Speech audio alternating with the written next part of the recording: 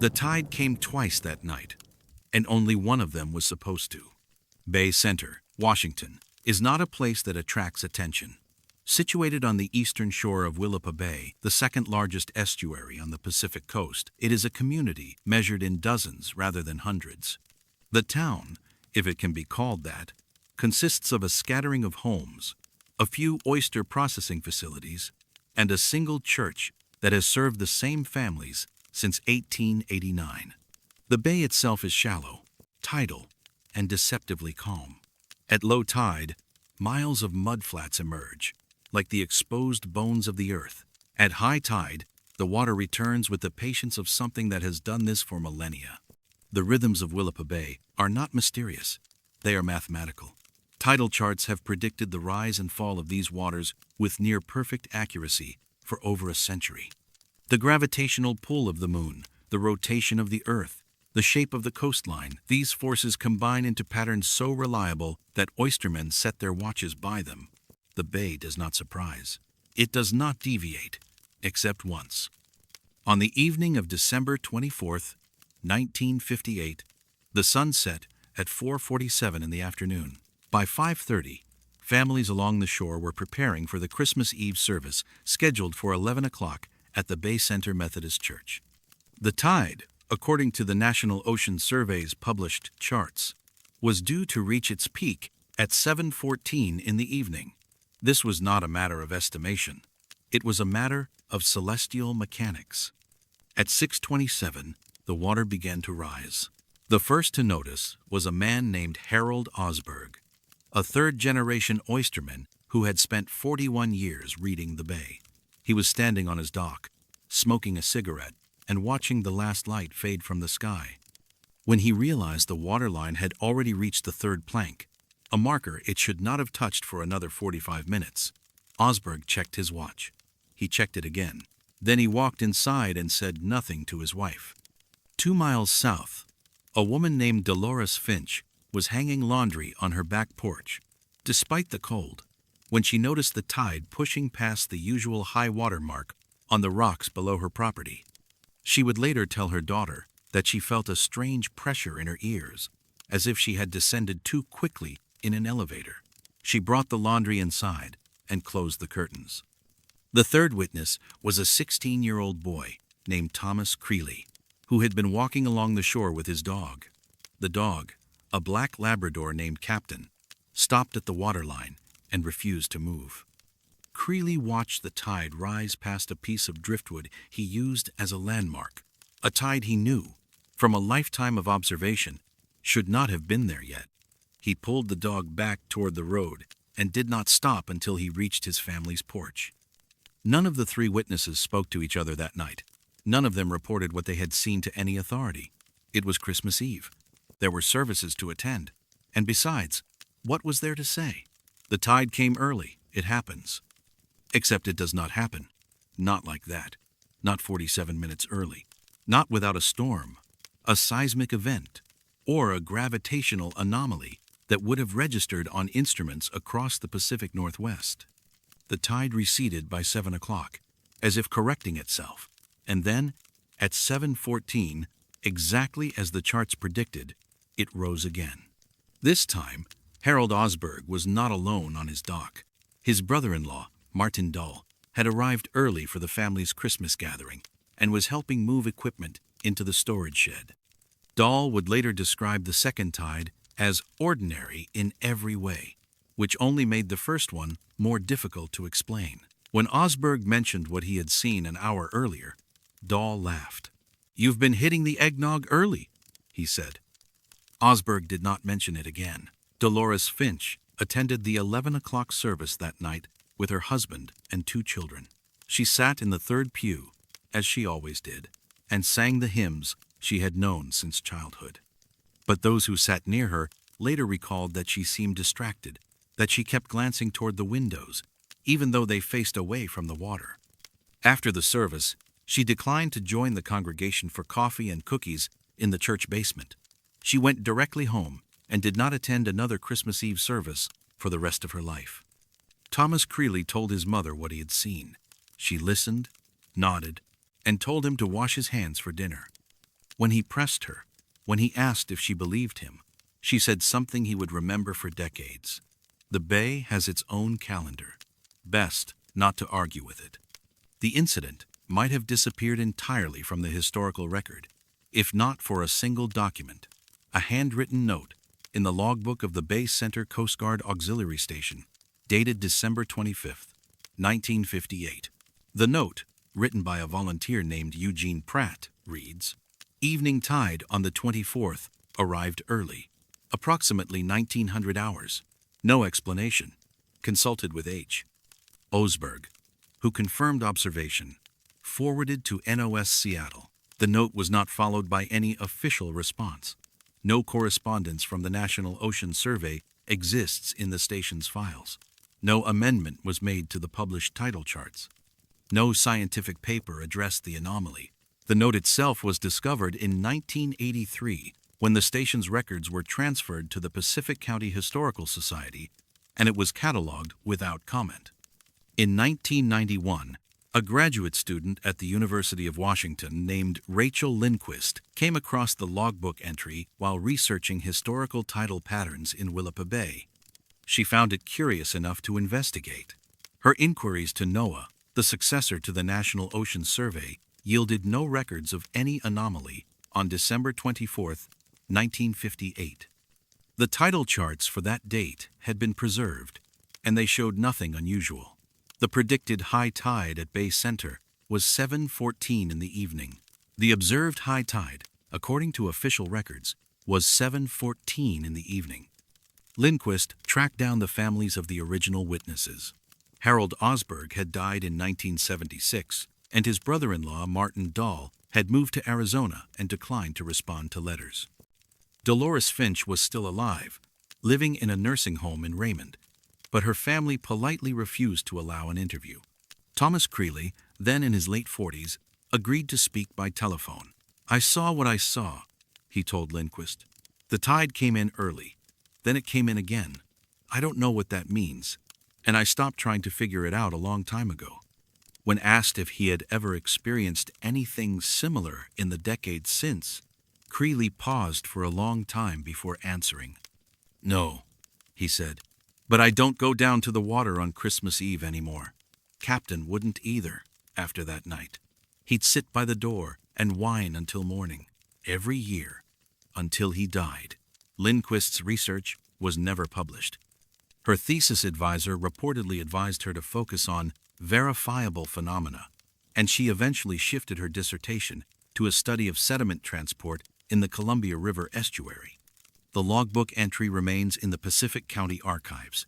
It has never been redacted or removed, but it has also never been referenced in any official publication. In 2008, a retired oceanographer named William Tanaka reviewed the entry as part of a personal project cataloging anomalous tidal events in the Pacific Northwest. His conclusion, shared in a letter to a colleague, was blunt. There is no known mechanism by which a tide could arrive 47 minutes early and then repeat at the predicted time. The gravitational forces involved are constant. The coastline did not change. The only explanations are instrument error, observer error, or something we do not yet understand. Tanaka died in 2012. His correspondence was donated to the University of Oregon, where it remains unprocessed. The bay still rises and falls, according to the charts. The families of Bay Center still gather on Christmas Eve, though fewer each year. The church still holds its service at 11 o'clock, and the hymns are still the same ones Dolores Finch once sang without hearing. But there are those who remember, those who were told, as children, not to watch the water too closely on the night before Christmas. Not because something will happen, but because something already did, and no one has ever been able to say what it was waiting for. The tide keeps its own time, and once, just once, it arrived early.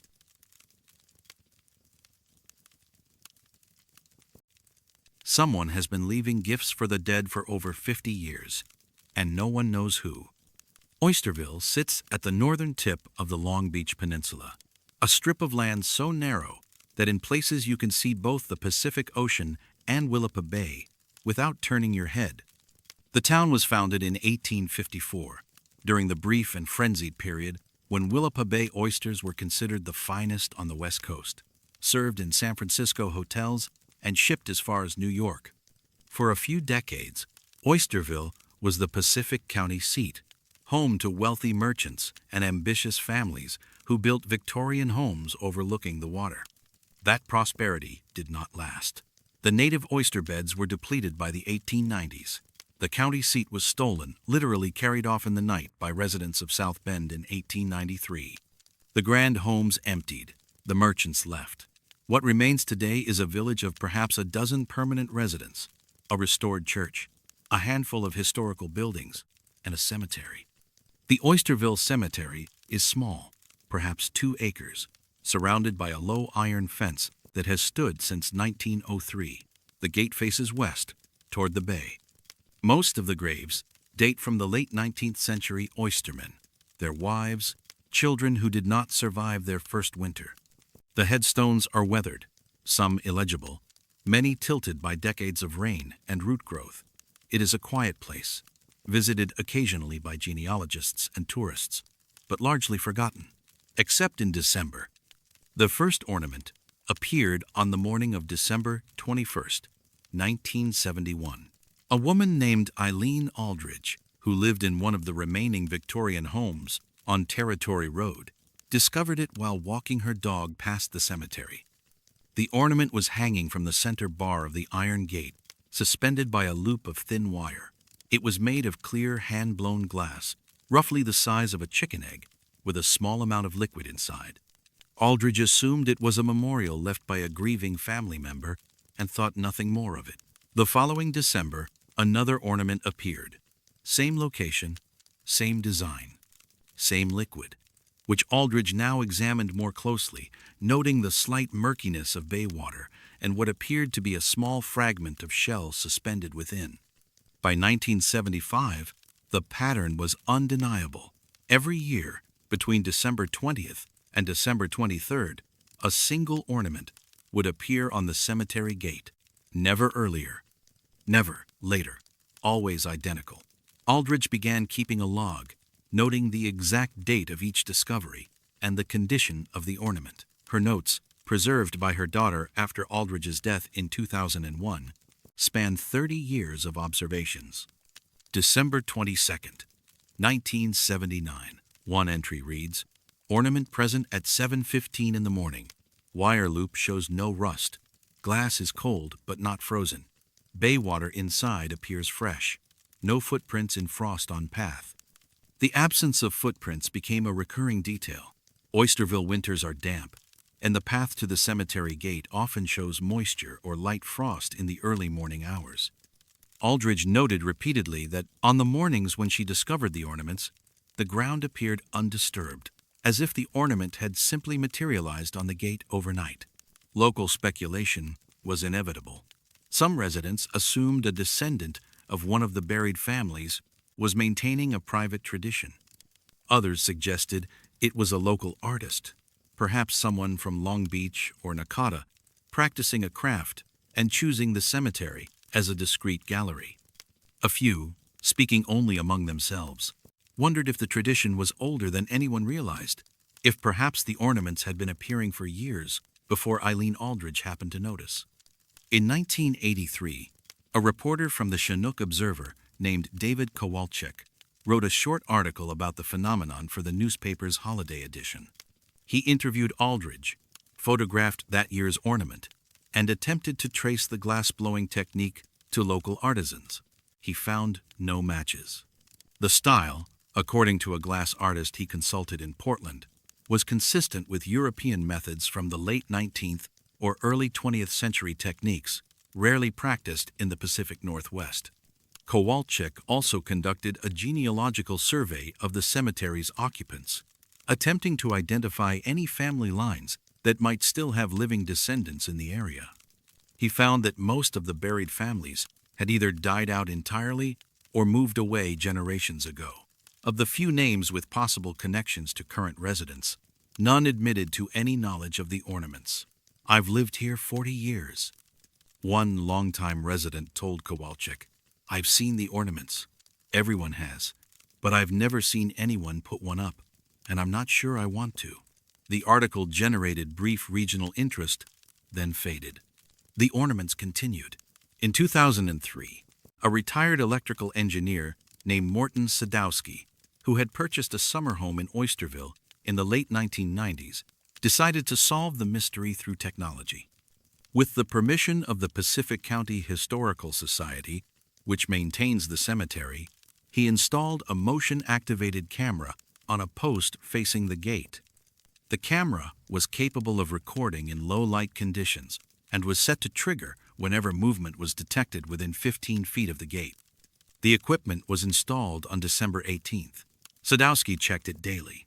On the morning of December 23rd, the ornament was present on the gate, identical to every previous year. Sadowski retrieved the camera's footage and reviewed it that afternoon. The recording showed the empty gate at sunset on December 22nd. It showed darkness falling, the faint outline of the iron bars visible under starlight. It showed nothing else until approximately 2:14 in the morning. At that moment, the footage dissolved into static. The static lasted exactly 3 minutes. When the image returned at 2:17, the ornament was hanging on the gate. Sadowski examined the equipment for malfunctions. He found none. The camera's internal clock showed no interruption. The memory card showed no corruption beyond the 3-minute window. He consulted with former colleagues who suggested electromagnetic interference, though none could explain what might have caused it in such an isolated location at that specific time for that precise duration. Sadowski did not reinstall the camera the following year.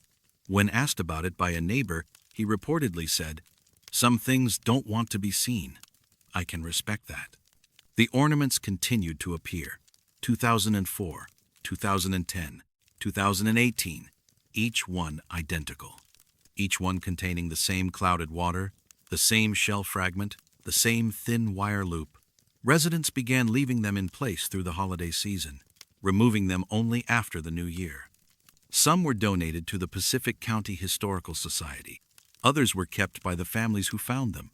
A few were examined by scientists, marine biologists, who confirmed the water as consistent with Willapa Bay, geologists, who identified the shell fragments as Ostrea lorida, the native Olympia oyster that once made the region famous.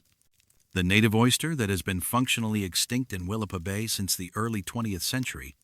In 2019, a graduate student in folklore at the University of Oregon, named Marisol Delgado, included the Oysterville ornaments in her thesis on Pacific Northwest memorial traditions.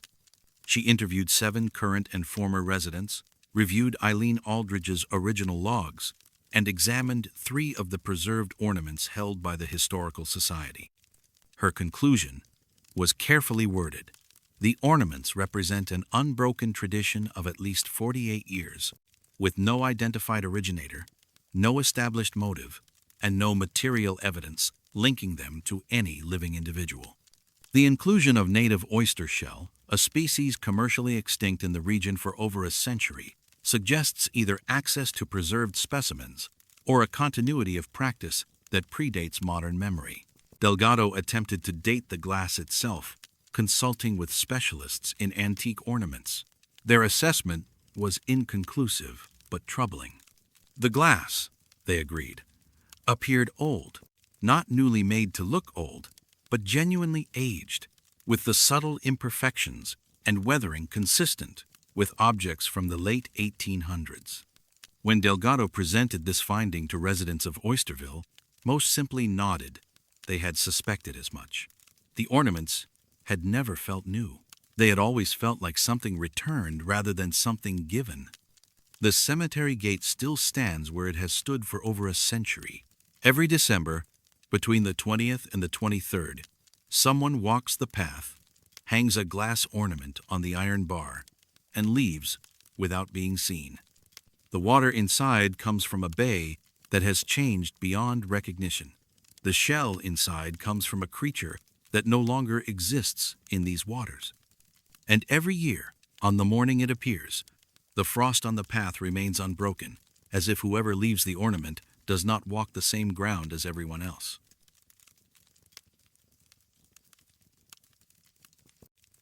They heard the singing before the snow stopped falling, and they kept hearing it long after they stopped believing anyone was there. South Bend is the county seat of Pacific County, Washington, though the title carries less weight than it once did. The town sits at the southern curve of Willapa Bay, where the Willapa River empties into the estuary through a series of mudflats and tidal channels. In its peak years, the 1890s through the early 1900s, South Bend was a bustling hub of the oyster trade, with a population that briefly rivaled larger coastal cities. The ornate county courthouse, completed in 1911, still stands on a hill overlooking the water, its gilded dome visible for miles. Locals call it the Gilded Palace of the Pacific, a nickname that now carries a note of irony. By the 1980s, South Bend had settled into the quiet rhythm of a town whose best years were behind it. The population hovered around 1,500. The downtown consisted of a few blocks of brick buildings, most constructed before the First World War, many showing their age. The fishing industry had declined. The oyster beds had never fully recovered from the ecological damage of earlier decades. What remained was a community that knew itself well, a place where strangers were noticed, where routines were observed, and where anything unusual was remembered. December 21st, 1984 was unusually cold. A storm system had moved through the Pacific Northwest earlier in the week, dropping temperatures well below freezing and leaving a layer of snow that the region rarely sees. By evening, the snow had stopped, but the cold persisted. The streets were quiet. Most residents were home, preparing for the holidays. The first call to the Pacific County Sheriff's Office came at 11:07 in the evening. A woman named Pauline Krause, who lived on Cowlitz Street, reported hearing what she described as a church group singing Christmas hymns somewhere near the courthouse. She was not complaining, she was curious. She wanted to know which church had organized the carolers and whether they would be coming down her street. The dispatcher, a man named Ronald Jeffcoat, logged the call but had no information to offer. No church in South Bend had notified the sheriff's office of any caroling event, which was standard practice for groups planning to walk the streets after dark. Jeffcoat told Krause he would make inquiries and thanked her for calling. Over the next 45 minutes, 6 more calls came in. Each caller reported the same thing: the sound of Christmas carolers, apparently moving through the downtown area, singing hymns in English.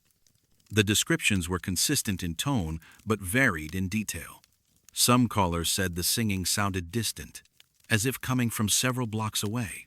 Others described it as clearer, almost as if the singers were passing directly beneath their windows.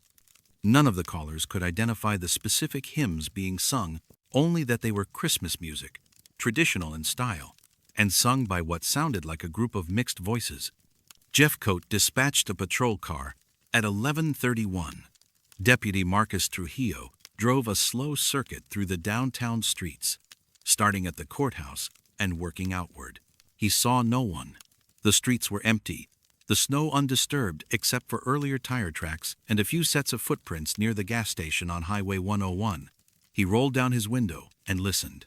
He heard nothing but the wind. At 11:52, Trujillo radioed in his report. No visual contact, no auditory contact, no evidence of any group activity in the downtown area. He returned to the station shortly after midnight. By then, the calls had stopped. The singing, according to every caller, had ended sometime around midnight. The following morning, Jeffcoat reviewed the call log and made a series of follow-up contacts. He reached 11 of the 14 callers who had phoned in. The other 3 had not left names or callback numbers. Each caller confirmed their report from the previous night. Each was certain they had heard singing. Several mentioned that the music had seemed unusually beautiful, though they struggled to articulate why. A retired music teacher named Bernard Olazewski, who lived on Summit Avenue, provided the most detailed account. It was traditional 4-part harmony, he told Jeffcoat. Soprano, alto, tenor, bass. Very well balanced. I would say 8 to 12 voices, though it was difficult to be certain from inside the house. They were not amateurs. Whoever they were, they had trained together. When asked if he recognized any of the hymns, Olszewski hesitated. "That's the strange part," he said. "I have been a church musician for 40 years. I know every hymn in the Methodist, Lutheran, and Episcopal hymnals. What I heard, I cannot place it. The melodies were familiar in the way a dream is familiar, but I could not name a single one." Another caller, a woman named Greta Mortensen, who worked as a night clerk at the Bayview Motel, reported that the singing seemed to come from the direction of the river.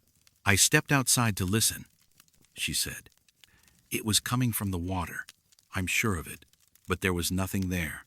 No boats, no lights, just the sound, moving across the bay." Jeffcoat contacted every church in South Bend and the surrounding communities. None had organized caroling groups on the night of December 21st. Several pastors expressed surprise at the question caroling, they noted, had fallen out of practice in the area years earlier. The cold, the declining population, the difficulty of organizing volunteers during the holiday season, these factors had combined to end the tradition in most local congregations by the mid-1970s. The Pacific County Sheriff's Office opened a brief investigation, though it was never classified as a criminal matter. The file, preserved in county archives and reviewed by a local historian in 2009, contains Jeffcoat's original call log, Deputy Trujillo's patrol report, and a single page of handwritten notes summarizing the follow-up interviews.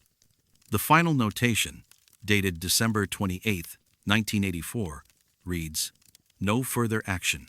Cause of reports undetermined. File closed." What the file does not contain is any explanation for the physical evidence, or rather, the absence of it. Deputy Trujillo's report notes that the snow on the downtown streets was largely undisturbed on the night of December 21st. The morning of December 22nd, a public works employee named Hector Delacroix was among the first to drive through the area. He later told a reporter from the Willapa Harbor Herald that the sidewalks around the courthouse were pristine. "Fresh snow, no tracks," he said. "If anyone had been walking through there the night before, I would have seen evidence. There was none." The Herald published a short article about the incident on December 27th under the headline, "Mystery Carolers Puzzle South Bend Residents." The article quoted 3 of the witnesses and noted the lack of any identified source. It did not speculate on explanations. It was not picked up by any larger outlet. In the years that followed, the incident became a minor piece of local folklore, the kind of story that older residents would mention to newcomers, usually with a shrug and a half-smile. Some suggested it had been a prank, perhaps teenagers with a portable radio or a speaker system. Others proposed more mundane explanations, acoustic anomalies, sounds carrying from a distant location, even a collective mishearing of wind through the courthouse's ventilation system. None of these explanations satisfied those who had heard the singing. Bernard Olszewski, the retired music teacher, died in 1997. His daughter, interviewed in 2011, recalled that her father had never stopped wondering about that night. He said it was the most beautiful singing he had ever heard. She told a podcaster researching Pacific Northwest mysteries, and he said it was wrong. Not wrong like off-key, wrong like it wasn't meant for us, like we were overhearing something private. Greta Mortensen moved away from South Bend in 1989. Before she left, she told a neighbor that she sometimes still heard the carolers faintly, always from the direction of the water, always on cold nights in December. The neighbor assumed she was joking. Mortensen did not smile. The Willapa River still flows past South Bend, emptying into the bay as it has for thousands of years. The courthouse dome still gleams on clear days. The downtown streets still empty after dark, especially in winter when the cold settles in and the town turns inward. And every December, a few longtime residents, those who remember 1984, those who heard what could not be explained, find themselves listening a little more closely to the silence, waiting for the music to come back.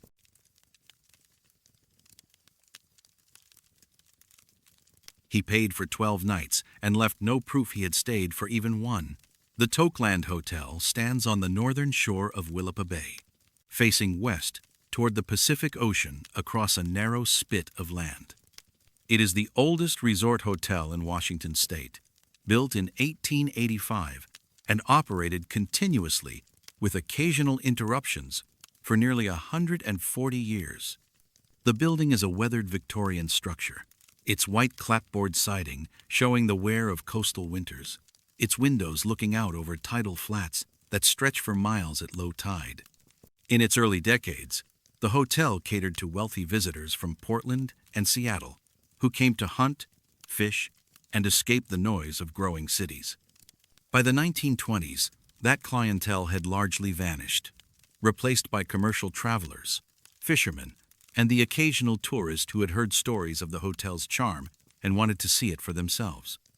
Tokeland itself is barely a town. The population has never exceeded a few hundred, and for most of its history it has been a place people pass through rather than stay. The hotel is its only landmark, the reason anyone knows the name at all. The surrounding landscape is flat, marshy, and prone to fog. The roads that lead there are narrow and often flooded during winter storms. It is, in short, the kind of place where a stranger would be noticed. On December 18th, 1927, a stranger arrived. The guest registry from that month, preserved in the hotel's archives and examined by historians on multiple occasions, contains an entry on the third line of the page for December 18th. The handwriting is neat, almost formal, written in black ink that has faded only slightly over the decades. The name given is Mr. Winter, no first name, no initials. The home address listed is Willapa, Washington. The length of stay is recorded as 12 nights, with checkout scheduled for December 30th. Payment method is noted as cash, full advance. The entry was made by the hotel's proprietor at the time, a woman named Florence Brundage, who had managed the establishment since 1919. Her logbook notes from that week, kept separately from the guest registry, contain only a single reference to the new arrival. Quiet gentleman, corner room, does not require meals. The corner room in question was located on the second floor, at the northwest end of the building. It offered a view of the bay and, on clear days, the distant outline of Long Island. It was one of the hotel's better accommodations, typically reserved for guests who requested privacy or planned extended stays. For the next 12 days, Mr. Winter remained in that room, or so it was assumed. The housekeeping staff at the Tokeland Hotel in 1927 consisted of two women, Agnes Pelletier, a widow in her 50s who had worked at the hotel since the turn of the century, and her niece, Dorothy Vickers, who was 19 and had recently moved to the area from Astoria.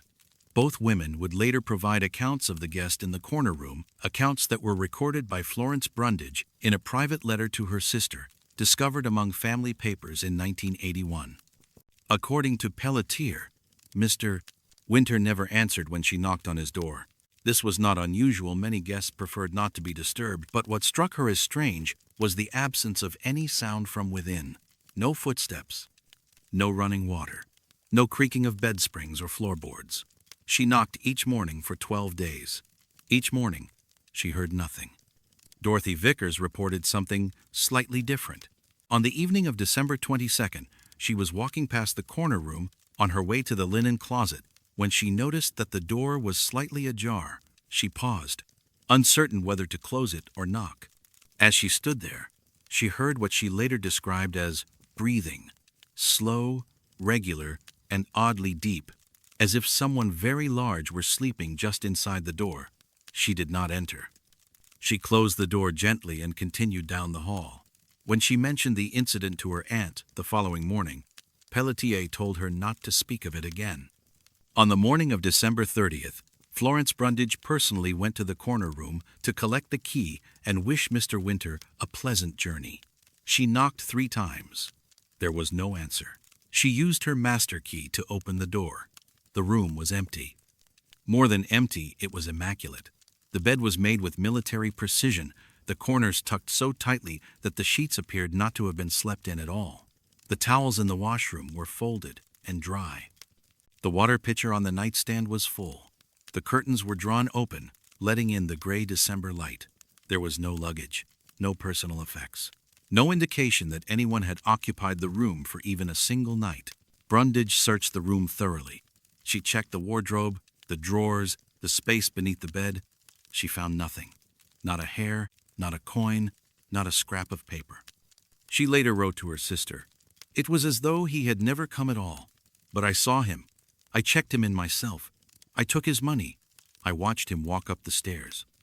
The cash payment equivalent to approximately $36, a substantial sum in 1927, had been deposited in the hotel's strongbox on the evening of December 18th. Brundage had counted it herself. The bills were real. The transaction had occurred. What could not be explained was the address. Willapa, Washington, had been a small settlement on the eastern shore of the bay, founded in the 1860s as a logging and fishing community. By the early 1900s, it had largely been abandoned, its residents scattered to South Bend, Raymond, and other nearby towns. The last post office in Willapa closed in 1904. By 1927, the town existed only on outdated maps and in the memories of elderly residents who had lived there as children. Florence Brundage knew this. She had grown up in the region and remembered Willapa from her youth. When she saw the address on the registry, she assumed it was an error. Perhaps Mr. Winter had misremembered the name of his town, or perhaps he had family roots in the area and used the old name out of sentiment. She did not think to question it at the time. After the guest's disappearance, she thought of little else. Brundage contacted the Pacific County Sheriff's Office on December 31st. A deputy named William Hargrave visited the hotel that afternoon and examined the room. His report, preserved in county records, is brief and notably devoid of speculation. It notes the guest's name, the listed address, the duration of the stay, and the condition of the room. It concludes, no evidence of foul play, no evidence of occupancy. Guest presumed departed. Case closed. Hargrave made no attempt to locate Mr. Winter. There was, after all, no crime to investigate. A man had paid for a room, apparently not used it, and left. Strange, perhaps, but not illegal. The hotel staff did not discuss the incident with guests, though they spoke of it among themselves for years. Dorothy Vickers left Oakland in the spring of 1928 and never returned. Agnes Pelletier continued working at the hotel until her death in 1939. Florence Brundage sold the property in 1942 and moved to California, where she died in 1951. Her letter to her sister, the only detailed account of the incident, ended with a line that the family chose not to include when they donated the correspondence to the Pacific County Historical Society. "I have thought about it every night since, not because I am frightened, because I am certain, now, that he never left, that he is still in that room, that I simply cannot see him anymore." The Oakland Hotel still operates today.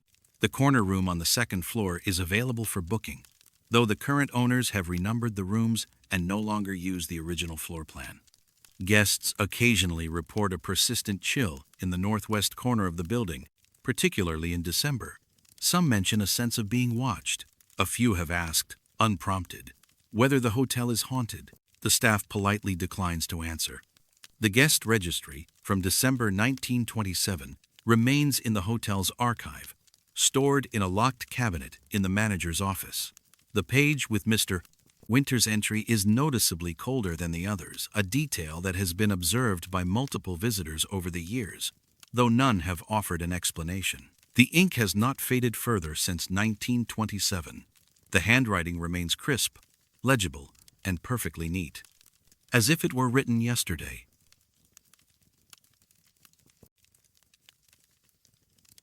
"17 letters arrived over 17 years, and not one of them could be delivered to anyone who existed."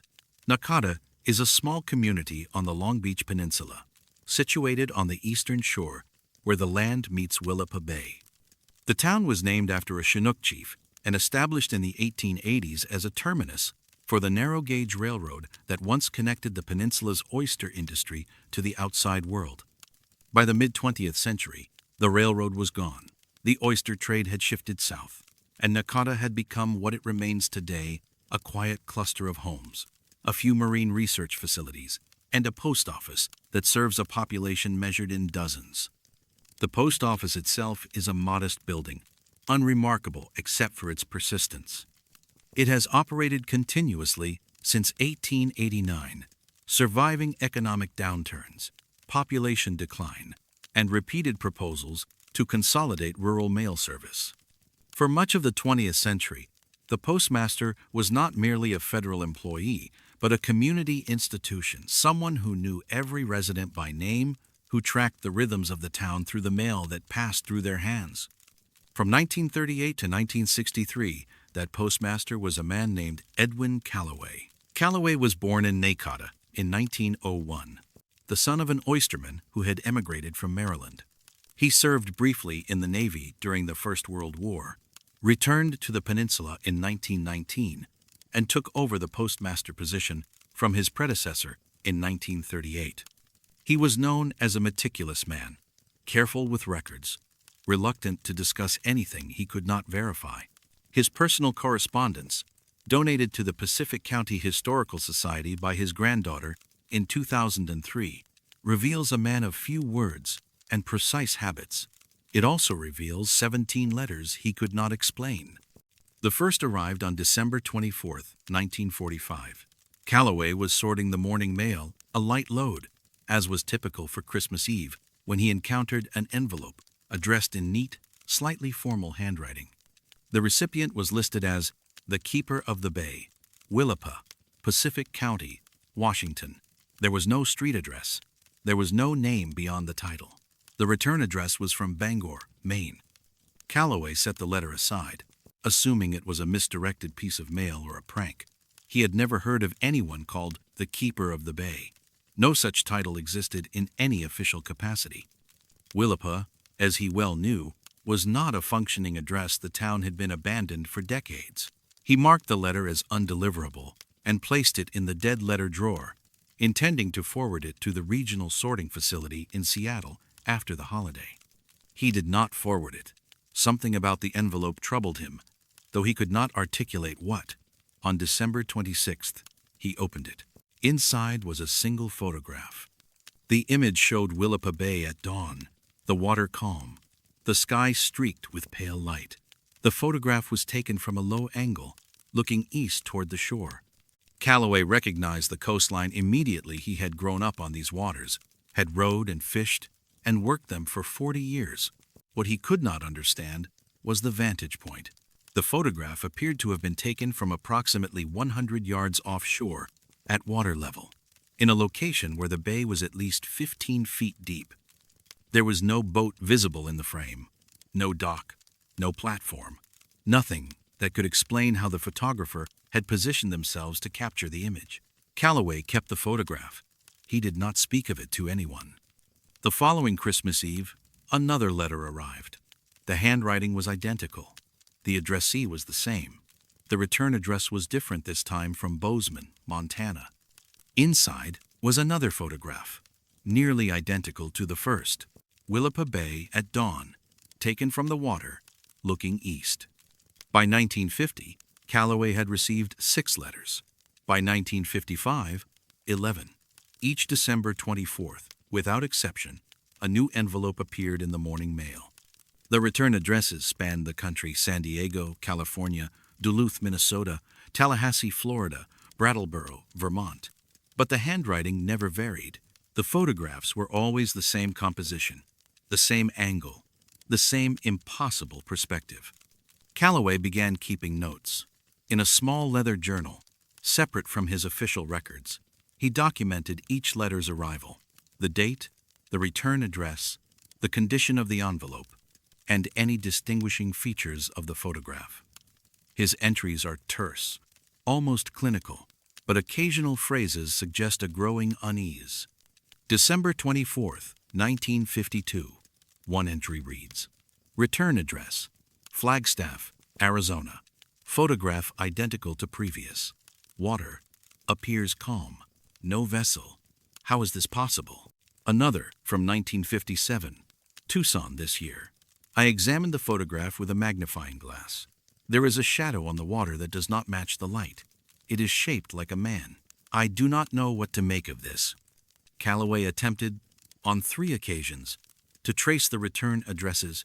In 1949, he wrote to the postmaster in Bangor, Maine, requesting information about the sender of the original letter.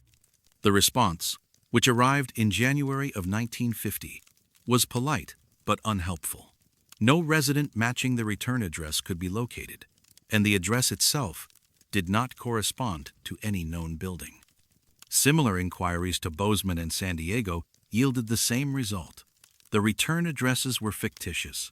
The senders did not exist.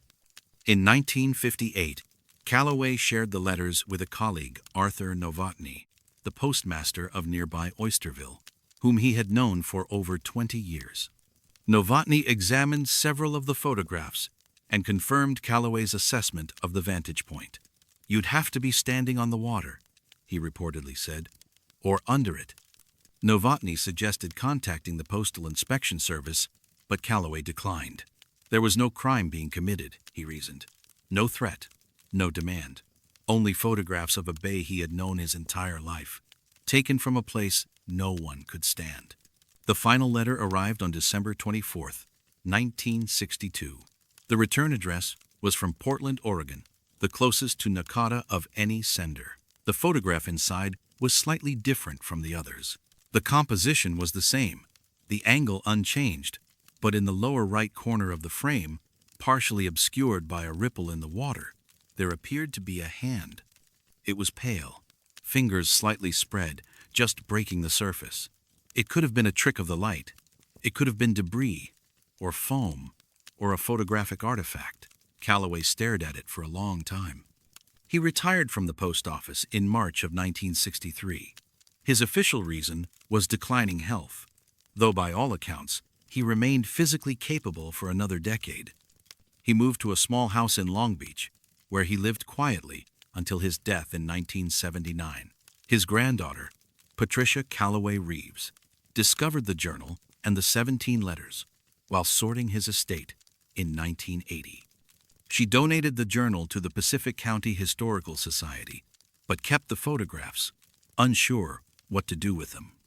In a 2003 interview with a researcher studying Pacific Northwest postal history, she admitted that she had looked at the photographs only once. "There's something wrong with them," she said. "I can't tell you what. The light, maybe, or the water. But when you look at them long enough, you start to feel like you're the one being photographed, like the camera was pointed the other way." The 17 envelopes remain in the Historical Society's collection, cataloged but rarely accessed. The photographs were reportedly placed in a safe deposit box in Long Beach, though Patricia Callaway Reeves died in 2017, and the current location of the box is unknown. No letter arrived in Nakata on December 24, 1963, or any year since. The keeper of the bay, whoever they were, stopped writing, or stopped waiting for a reply.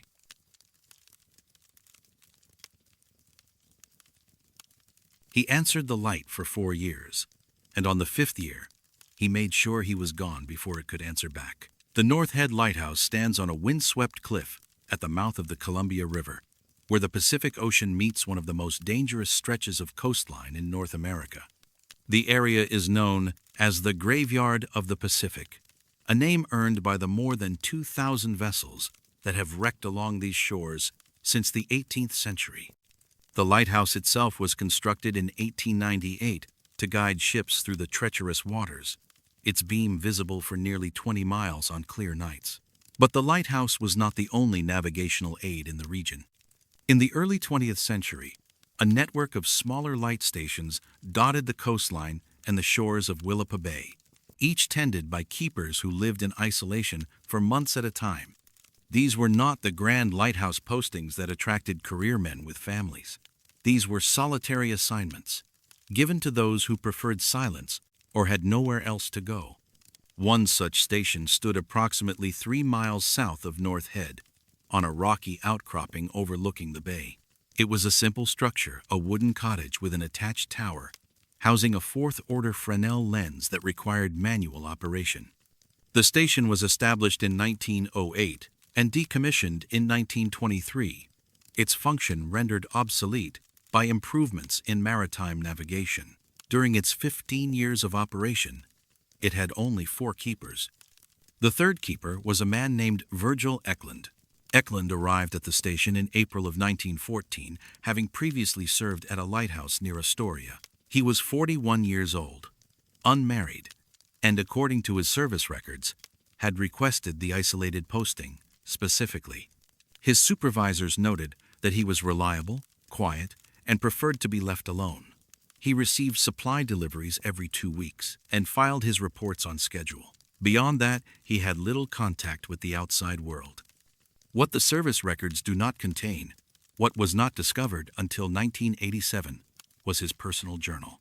The journal was found by a salvage crew exploring the remnants of the station's foundation, which had partially collapsed into the sea during a storm in 1961. The leather-bound volume was recovered from a waterproof metal box buried beneath the cottage's former location, along with a collection of personal effects, a pocket watch, a tarnished wedding ring, and a single photograph of a woman whose identity has never been established. The journal spans the years 1914 to 1920, containing daily entries that are, for the most part, mundane. Eklund recorded weather conditions, supply inventories, maintenance tasks, and occasional observations about ships passing in the distance. He wrote about books he was reading, meals he prepared, and the various seabirds that nested near the station. His prose is plain and functional, the work of a man who wrote out of habit rather than passion. The entries for December are different. On December 24, 1916, Eklund wrote, "Clear night. Cold. Wind from the northwest. At 23:47, observed a light to the south, approximately 2 miles offshore. 3 blinks, evenly spaced. No vessel visible. No charted light in that position. Watched for 20 minutes. Light did not repeat." The following year, December 24, 1917, the light returned. Same position, same pattern. 3 blinks at 23:47. I signaled back with my lantern. 3 blinks. The light responded with 4. I did not answer. Eklund made no mention of the phenomenon between these dates. His entries for the intervening months contain no references to unexplained lights, no speculation about what he had seen. It was as if the event existed only on Christmas Eve, sealed off from the rest of his experience.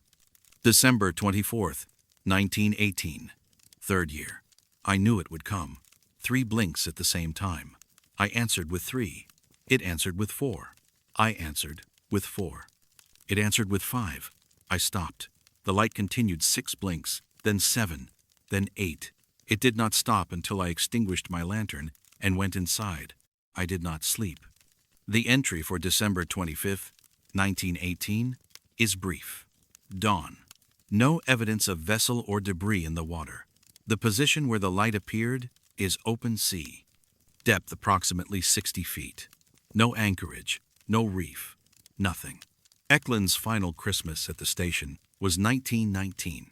His entry for December 24th of that year is the longest in the journal, nearly 3 pages, written in handwriting that becomes increasingly uneven as the account progresses. The light came again at 23:47. I had promised myself I would not answer. I had the lantern ready but covered. I watched from the window. 3 blinks. A pause. 3 more. It was waiting. I do not know how I know this, but I am certain. It was waiting for me to respond. I uncovered the lantern. I could not stop myself. I gave 3 blinks. It answered with 4. I gave 4. It answered with 5. But this time, something was different. The light was closer. Not by much, perhaps a quarter mile, but closer. I gave 5 blinks. It answered with 6, and it was closer still. I stopped. I covered the lantern. I watched. The light remained where it was, perhaps a mile and a half offshore now, blinking slowly. 6, 6, 6, over and over. It did this for an hour. Then it stopped. I believe it was not a light at all. I believe it is a door, and I believe it has been trying to teach me how to open it. Eklund requested a transfer in January of 1920. His request was granted without comment, and he was reassigned to a station in Puget Sound, far from the open ocean. His journal contains no further entries after February of that year. According to service records, he retired in 1924 and moved to eastern Washington, where he died in 1938. He never returned to the coast. The navigational station south of North Head was staffed by one final keeper, a man named Oscar Lindgren, from 1920 to its decommissioning in 1923. Lindgren's records are sparse, and no personal papers have been recovered. The only notable document from his tenure is a letter to the Bureau of Lighthouses, dated January of 1921, requesting clarification on the charted position of the secondary light south of the station. The Bureau's response, preserved in federal archives, states that no secondary light existed in the area Lindgren described. No further correspondence on the matter has been found. The station was dismantled in 1924, its lens and equipment transferred to other facilities.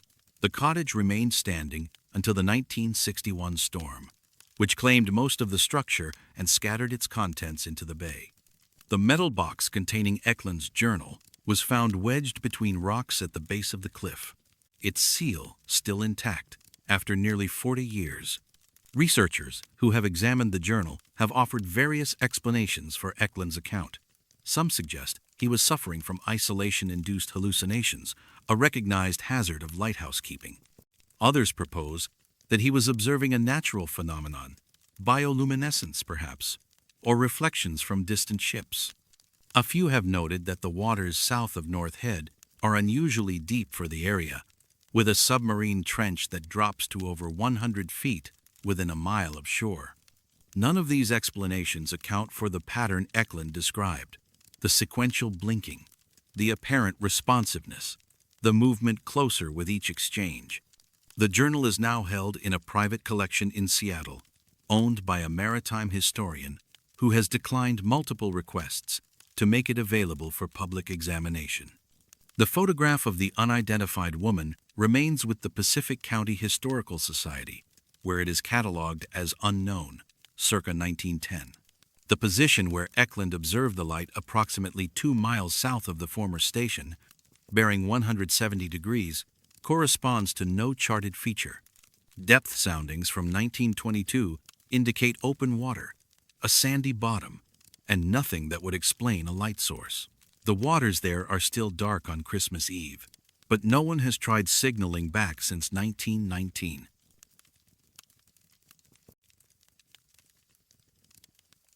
The fire took everything from Bruceport except the trees that would not let themselves be destroyed. Bruceport was once a prosperous community on the eastern shore of Willapa Bay, founded in 1869 by a timber merchant named Obadiah Bruce.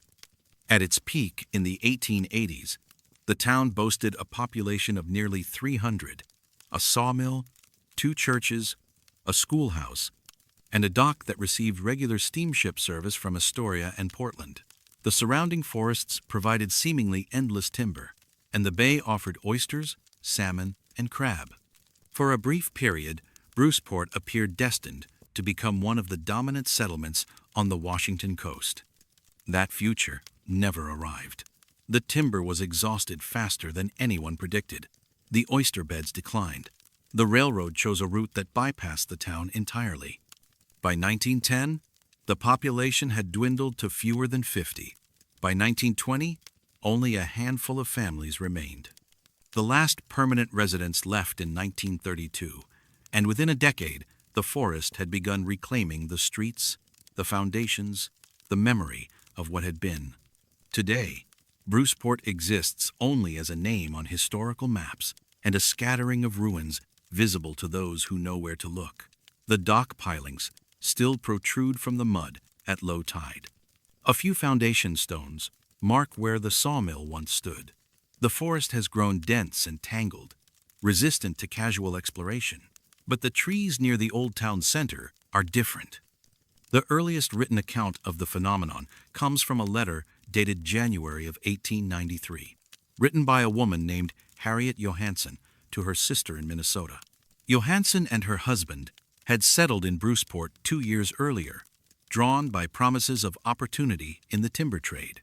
Her letter describes the community's Christmas celebration in detail: the decorations, the church service, the gifts exchanged among neighbors.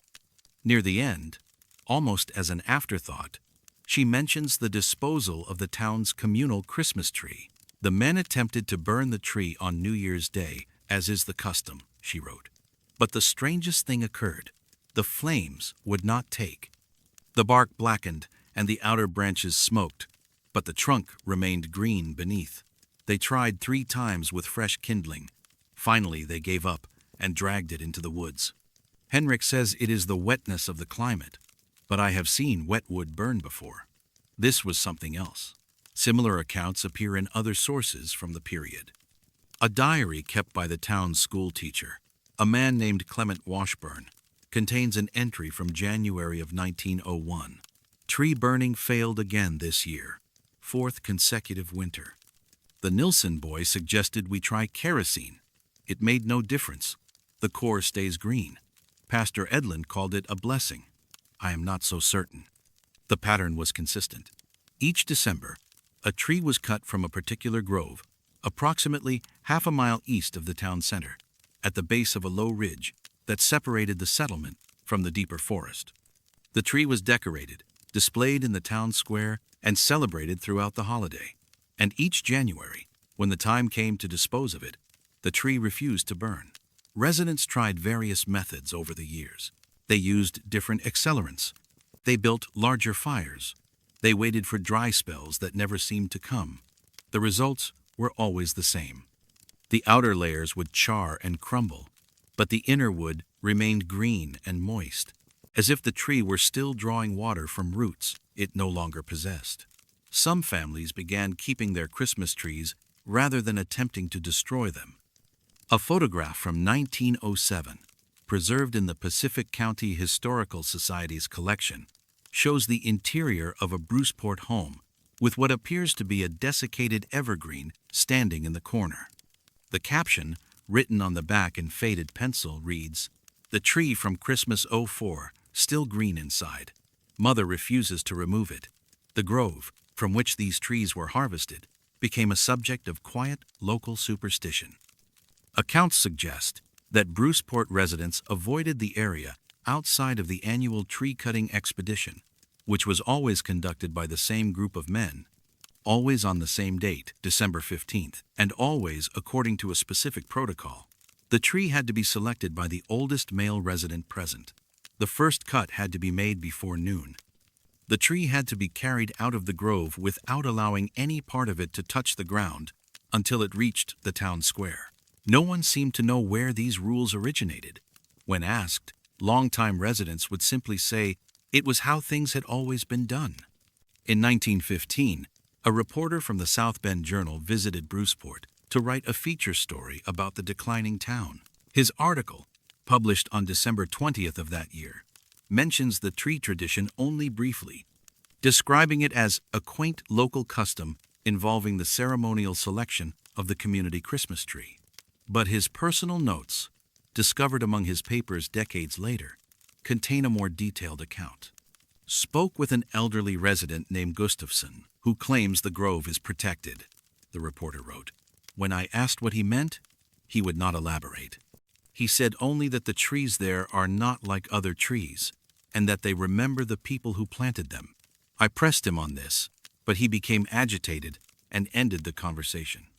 I walked to the grove myself, but found the terrain difficult. There is something oppressive about the place. The light seems dimmer there, even at midday. I did not stay long. The grove was never formally surveyed. When the United States Forest Service conducted its comprehensive mapping of Pacific County timberlands in 1928, the area around former Bruceport was classified as previously harvested, no commercial value. The detailed maps from that survey show the grove's location as empty, a blank space where the topographical lines suggest a slight depression in the terrain. In 1953, a logging company called Willapa Timber Associates acquired development rights to a large tract of land that included the Bruceport site. Their initial survey identified the grove as containing mature specimens of unusual size, estimated age 150 to 200 years. A cutting plan was drafted, equipment was transported to the site, and a crew of 7 men arrived on the morning of April 12th to begin operations. They left by noon. The company's official incident report states only that site conditions were found unsuitable for harvesting operations. No further explanation is provided. However, a retired logger named Raymond Hoeksema, who was part of the crew that day, gave an interview to a local historian in 1989. "The saws wouldn't cut," he said. "Not wouldn't, couldn't. The blades just slid off the bark like we were trying to cut water. We sharpened them twice. Made no difference. And the whole time we were there, none of us could shake the feeling that we were being watched. Not by animals, not by people, by the trees themselves." Hoeksema paused during the interview, then added, "The foreman finally said we were leaving. Nobody argued. We packed up the equipment and drove out. Nobody ever went back. The company sold the rights a year later. Far as I know, that timber's still standing."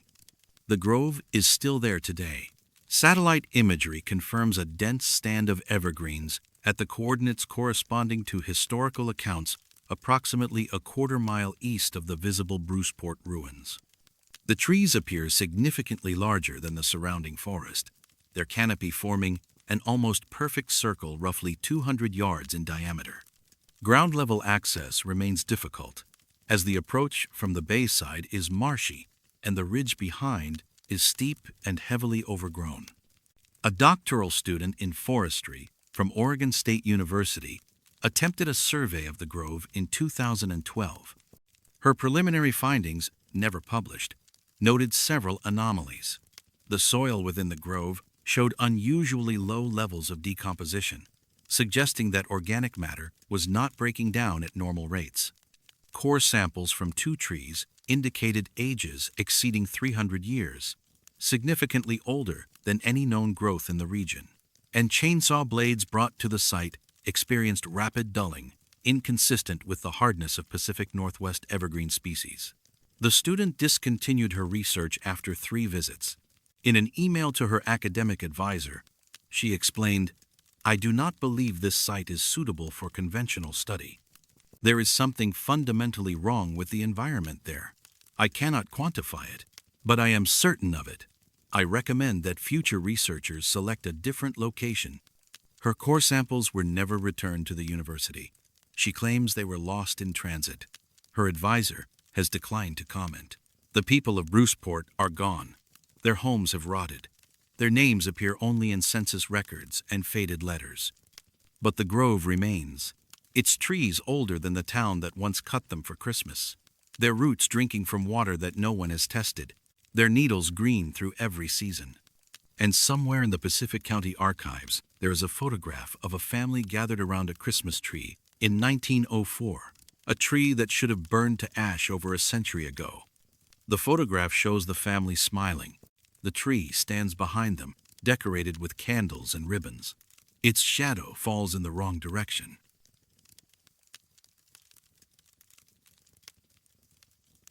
They counted the donations every night, and every morning there was one more than there should have been. Raymond sits at the confluence of the Willapa River and the South Fork, approximately 5 miles inland from the bay that shares the river's name. The town was incorporated in 1897 and grew quickly around the timber industry, its sawmills processing the seemingly endless forests of the surrounding hills. By the mid-20th century, that industry had declined, and Raymond had settled into a quieter existence, a working-class community of roughly 3,000, sustained by fishing, cranberry farming, and a stubbornness common to small towns that refuse to disappear. The Raymond Volunteer Fire Department has organized a holiday toy drive every December since 1951. The tradition began as a modest effort to provide Christmas gifts to families affected by a particularly harsh winter, and it continued each year thereafter, growing to serve dozens of households across Pacific County. Donations were collected at the fire station on 3rd Street, sorted by volunteers, and distributed on December 23rd to families identified by local churches and social services. In 1976, the toy drive was coordinated by a woman named Lorraine Beckwith, the wife of a volunteer firefighter and a longtime member of the Raymond community. Beckwith had helped with the drive for over a decade, but 1976 was her first year as lead organizer. She approached the task with meticulous attention to detail, maintaining a daily inventory of all donations received, and implementing a check-in system to track each item from arrival to distribution. It was this system that first revealed the anomaly. On the morning of December 8th, Beckwith arrived at the fire station to find 17 toys in the collection bin. Her inventory from the previous evening listed 16. She recounted twice, confirmed the discrepancy, and examined the new arrival, a small, hand-carved wooden boat, approximately 5 inches long, unpainted, with the initials WB etched into the hull near the stern. Beckwith assumed a donor had dropped off the toy after hours. The fire station was not always locked, and community members occasionally left contributions outside regular collection times. She added the boat to her inventory, noted the anonymous donation, and thought nothing more of it. The following morning, there were 23 toys. Her inventory listed 22. Among the new additions was an identical wooden boat, same size, same carving style, same initials. By December 15th, Beckwith had documented 9 such boats. Each appeared overnight. Each was indistinguishable from the others. Each bore the same WB marking. She began asking other volunteers if they knew anything about the donations, if perhaps a local craftsman was contributing anonymously. No one had any information. "I asked around everywhere," Beckwith later told a reporter from the Willapa Harbor Herald, in an article that was drafted but never published. "I called the woodworking club. I asked at the hardware store. I even checked with folks in South Bend and Labam. Nobody knew anything about hand-carved boats. Nobody recognized the initials." A retired shop teacher named Dale Nyquist examined one of the boats at Beckwith's request. His assessment was troubling. The carving, he said, was expert work, the kind of detail that required years of practice and specialized tools. The wood was dense, fine-grained, and unfamiliar to him. He suggested sending a sample to a friend who taught forestry at Centralia College. The analysis came back in early January. The wood was Pacific yew Taxus brevifolia, a species native to the Pacific Northwest, but rarely used for toys or decorative objects. The reason was simple. Pacific yew is toxic. Its bark, needles, and wood contain taxine alkaloids that can be harmful if ingested. No responsible craftsman would carve a children's toy from such material. Beckwith had already distributed the boats by the time the report arrived. She immediately contacted the families who had received them, explaining the situation and asking for the toys to be returned. Of the 17 boats that had appeared during the collection period, she had stopped counting after the 17th. When the drive ended on December 22nd, only 11 were recovered. The remaining 6 had been given to children who, according to their parents, had refused to give them up. None of the children who kept the boats suffered any apparent ill effects. But their parents, interviewed by Beckwith in the weeks following Christmas, reported similar observations. The children did not play with the boats. They held them. They carried them from room to room. They slept with them under their pillows. And when asked about the toys, they gave answers that unsettled the adults. "He said it was a gift from someone who used to live here," one mother recalled. "I asked who, and he said he didn't know the name, just the initials. WB. I never told him about the initials. He couldn't have seen them. They're on the bottom of the boat." Another parent reported that her daughter had asked when the boatman was coming back. When pressed, the girl said she had seen him in a dream, an old man standing by the river, carving boats and setting them in the water. Beckwith compiled these accounts in a personal notebook, intending to investigate further. She contacted the Pacific County Historical Society in January of 1977, requesting information about anyone with the initials WB who might have lived in Raymond in earlier decades. The Society's volunteer researcher, a retired librarian named Gladys Tomlin, found a possible match in the census records from 1910. Walter Bjornson was a Norwegian immigrant who had settled in Raymond in 1894. He worked as a boat builder, small craft, primarily for fishermen working the river and bay. He was known for the quality of his work and for his habit of carving miniature boats during the winter months, which he gave to children in the community. He never married. He lived alone in a cabin on the South Fork, approximately 2 miles upriver from the town center. Bjornson disappeared in December of 1918. According to newspaper accounts from the period, he was last seen on December 7th, walking along the riverbank near his cabin. A search was conducted but found no trace of him. His cabin was undisturbed, his tools still arranged on his workbench, a half-finished boat still clamped in his vise. The case was never resolved. His property was eventually claimed by the county and sold at auction. The cabin burned down in 1931. The initials matched. The timeline was suggestive, but the connection raised more questions than it answered. Beckwith shared her findings with a small group of trusted friends but never made them public. The unpublished newspaper article, drafted by a young reporter who left the Herald a few months later, was found in the newspaper's archives in 2001. It contains quotes from Beckwith, Nyquist, and 2 of the parents, along with the historical information about Bjornson.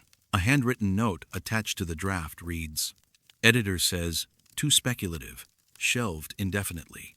The 11 recovered boats were stored in a box at the fire station. In 1983, during a renovation of the building, the box was reportedly moved to a storage facility in South Bend. Inquiries with the current fire department have not located the items. They are presumed lost or discarded. The 6 boats that remained with children have also disappeared. All 6 children have since grown and moved away from Raymond. Of the 3 who could be located for follow-up interviews in 2015, 2 declined to comment. The third, a woman now living in Spokane, said only that she remembered the boat clearly but could not say what had happened to it. "It was there for years," she said, "on my dresser. Then one December, it wasn't.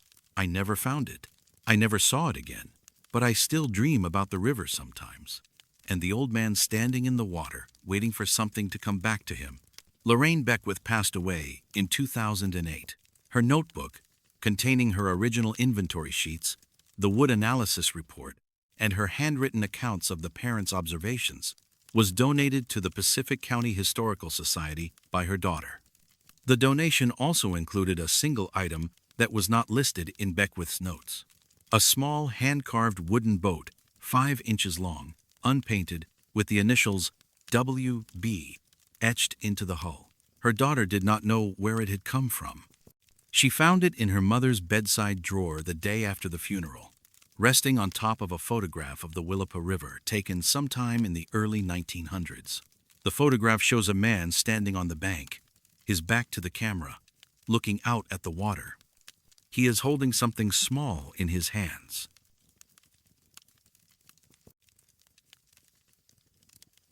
Every year, on the shortest day, the bay holds its breath, and no one has ever been able to explain why.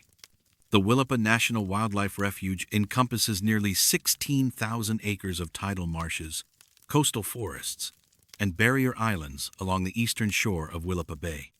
Established in 1937, the refuge protects one of the least disturbed estuarine ecosystems on the Pacific coast, providing critical habitat for migratory birds, spawning salmon, and the endangered Columbian white-tailed deer.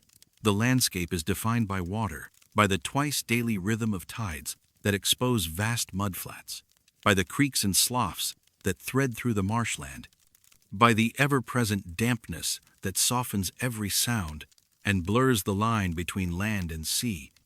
The refuge is not a quiet place. Even in winter, when the summer migrants have departed, the soundscape is layered and constant.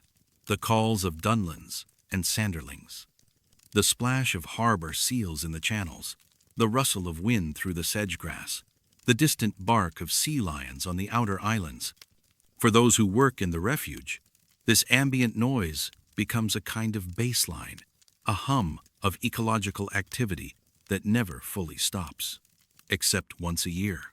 The first documented observation of the phenomenon appears in the field notes of a wildlife biologist named Patricia Okonkwo, dated December 21, 1988.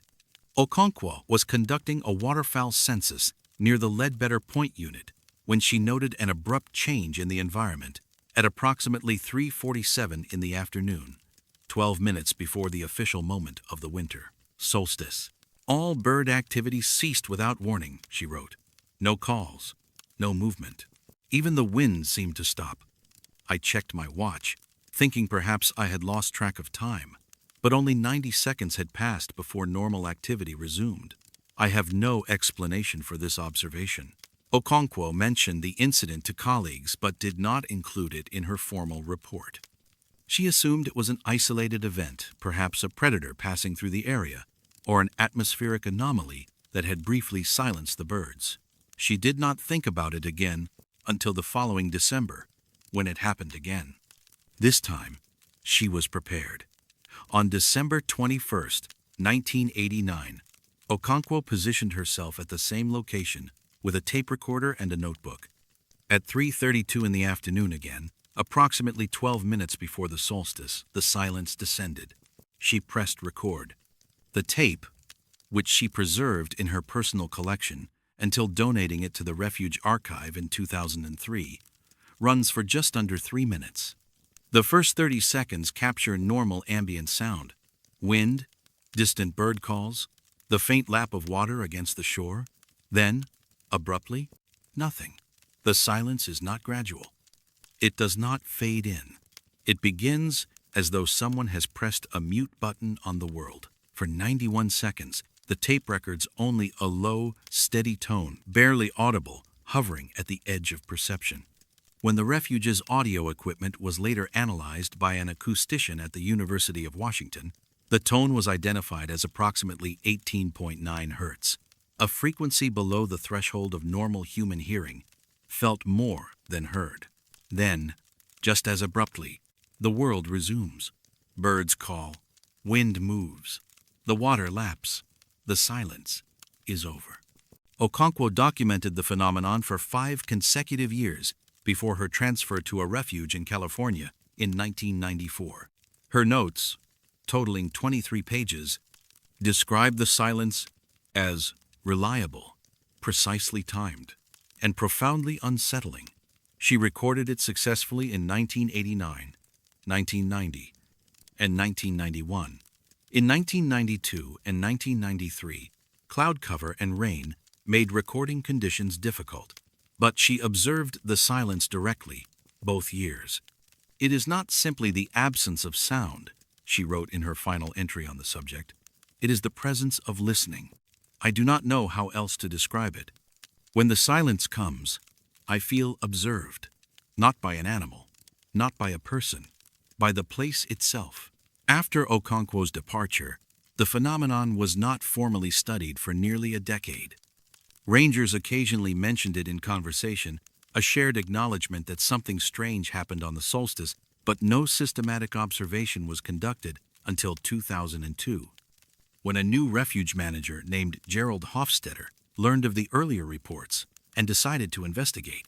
Hofstetter organized a coordinated observation effort involving 4 rangers stationed at different points across the refuge.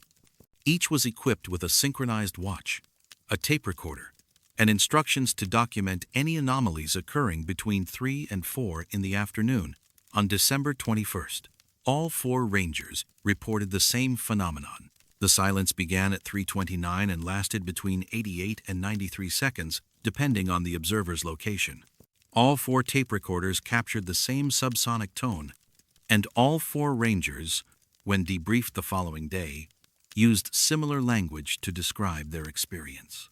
Like the whole bay was holding its breath, said one ranger. A 10-year veteran named Dolores Quintero. Like something was waiting for a signal, said another, a recent hire named Marcus Lindholm. Like being watched through a window you can't see, said a third, a wildlife technician named Beatrice Fong. The fourth ranger, an older man named Alvin Driscoll, who had worked at the refuge since 1978, declined to elaborate on his experience. His only comment, recorded in Hofstadter's notes, was, "I've felt it before. Every year. I just never said anything because I didn't think anyone would believe me."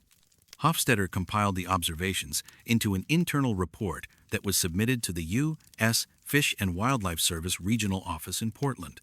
The report was acknowledged but not acted upon. A follow-up inquiry in 2004 received a response stating that the described phenomenon does not fall within the scope of refuge management priorities, and recommending that future observations be documented informally. The silence has continued every year since. In 2011, a graduate student in environmental acoustics named Yuki Anderson conducted an independent study of the phenomenon as part of her thesis research on low-frequency sound in coastal ecosystems. She placed 12 recording devices throughout the refuge and monitored them remotely on December 21st. Her findings confirmed the earlier observations. All 12 devices recorded the same subsonic tone, beginning at 3:31 and lasting 90 seconds. Spectral analysis revealed that the tone was not uniform. It contained subtle modulations, a pattern of rises and falls that repeated approximately every 15 seconds. Anderson described the pattern as almost rhythmic, like breathing. She also noted an anomaly in the data that she could not explain. During the 90-second silence, 3 of her devices positioned at the northern, southern, and western edges of the refuge recorded a faint secondary signal beneath the primary tone. The signal was too low in amplitude to analyze clearly, but its waveform suggested something organic rather than mechanical. "It resembles vocalization," Anderson wrote in her thesis. "Not human, not any marine mammal I can identify, but structured, intentional, as if something very large, very far away, was speaking at a frequency we are not meant to hear."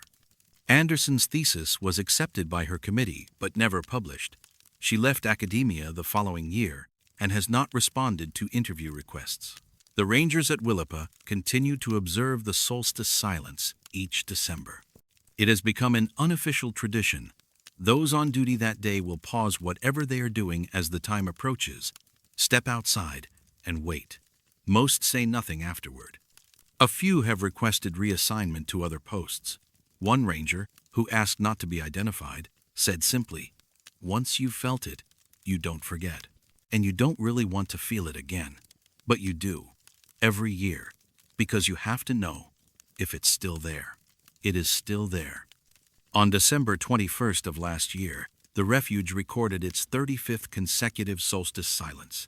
The duration was 90 seconds. The subsonic tone measured 18.9 hertz. 3 visitors who happened to be hiking near Ledbetter Point at the time reported feeling suddenly dizzy and disoriented, though none could explain why. One of them, a retired teacher from Portland named Evelyn Marchetti, described the experience in a letter to the refuge office. "I have been visiting Willapa Bay for 20 years, she wrote. "I have never felt anything like that. It was not frightening, exactly. It was the opposite. It was the feeling that you have when you realize someone has been standing behind you for a long time, and you did not know it, and you are not sure whether they are still there."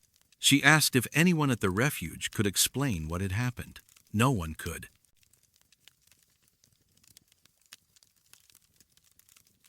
There are nights when the bay belongs to something older than any name we have given it. The Shoalwater Bay tribe has inhabited the lands surrounding Willapa Bay for thousands of years. Archaeological evidence suggests continuous occupation of the region for at least 3,000 years, though tribal oral histories extend much further, describing a time before the bay existed in its current form, when the land and water were still deciding what shapes they would take. The tribe's reservation, established in 1866, occupies a small portion of their ancestral territory on the northern shore of the bay, near the town of Tokeland. Today, the enrolled population numbers fewer than 400. but the community maintains cultural traditions that have survived colonization, displacement, and the systematic suppression of indigenous practices.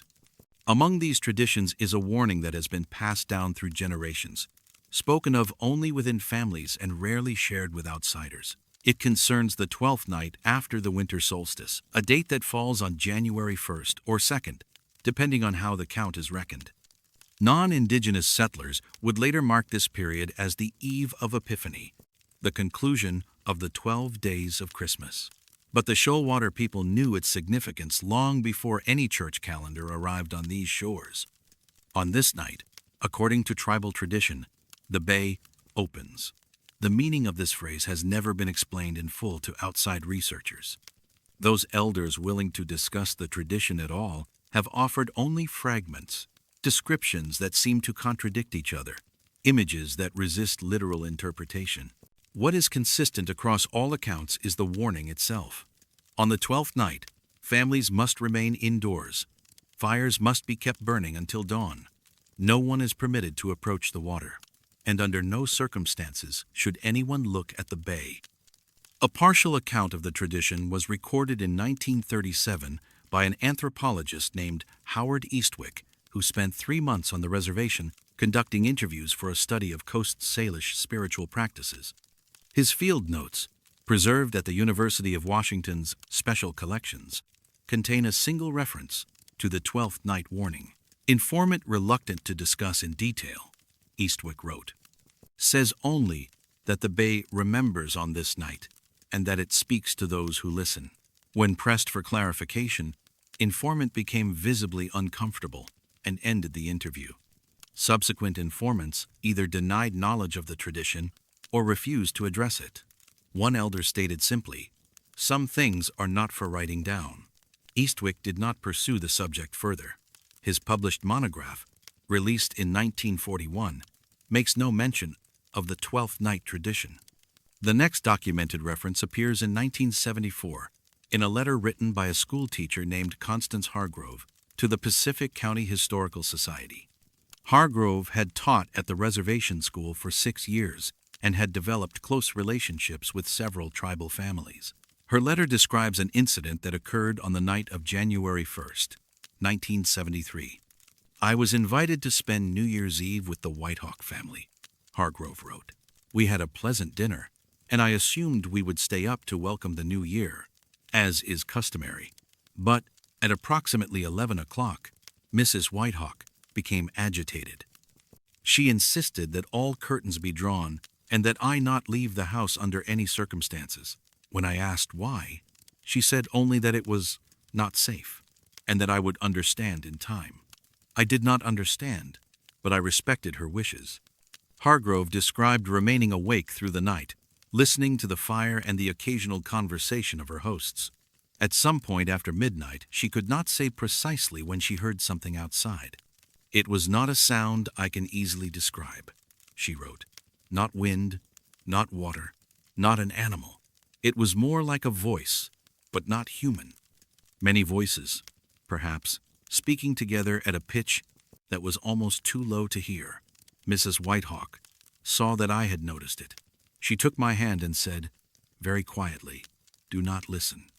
It is not speaking to you.' I did not ask what she meant. I did not want to know."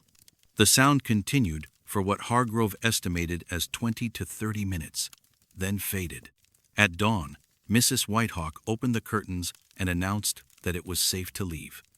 Hargrove walked to her car in the gray morning light, glancing briefly at the bay as she did so. "The water was perfectly still," she wrote, "unnaturally so, and there was something on the surface, a pattern, almost like writing, though it was probably just foam or debris. By the time I reached my car, it had dissipated. I have thought about that night many times since. I have never asked Mrs. Whitehawk about it. I am not certain I want the answer." In 1994, a tribal historian named Joseph Clearwater agreed to discuss the 12th night tradition with a journalist researching Pacific Northwest indigenous customs. The interview was conducted on the condition that certain details would not be published. The journalist, Rebecca Sorensen, honored this agreement, and her article in the Olympian mentioned the tradition only in passing. But her unedited notes, donated to a university archive after her death in 2016, contain a fuller account. Clearwater says the tradition predates any contact with Europeans, Sorensen wrote. The 12th night was marked long before the Shoalwater people had any awareness of the Christian calendar. He says this is not coincidence that the bay follows cycles that have nothing to do with human timekeeping, and that the alignment with Epiphany is the land teaching the newcomers what they should have already known. When asked what happens when the bay opens, Clearwater was circumspect. The boundary becomes thin, he said, according to Sorensen's notes, between the water and what is beneath the water, between now and what was here before. The bay remembers things, people, events, feelings. On that night, it remembers them aloud. If you are listening, you will hear them. And if you are seen listening, they will know you are there. Sorensen asked what they referred to. Clearwater did not answer directly. There are things in the bay that do not have names, he said. Not because we forgot them, because they were never meant to be named. On the 12th night, they come close to the surface. They are not dangerous, exactly, but they are curious. And curiosity, from something that old, is not always safe for something as small as a person. Non-tribal residents of the Tokeland area have occasionally reported unusual experiences on nights corresponding to the 12th night warning. In 2002, a commercial fisherman named Dale Overby told a reporter from the Willapa Harbor Herald that he had seen lights under the water while walking near the marina on the night of January 1st. The lights, he said, were pale blue and appeared to be moving in a pattern circling, then converging, then dispersing again. I watched for maybe 5 minutes, Overby said. Then I got the feeling I should stop. Not scared, exactly. Just like I was interrupting something. Like I was seeing something I wasn't supposed to see. He went inside and did not look again.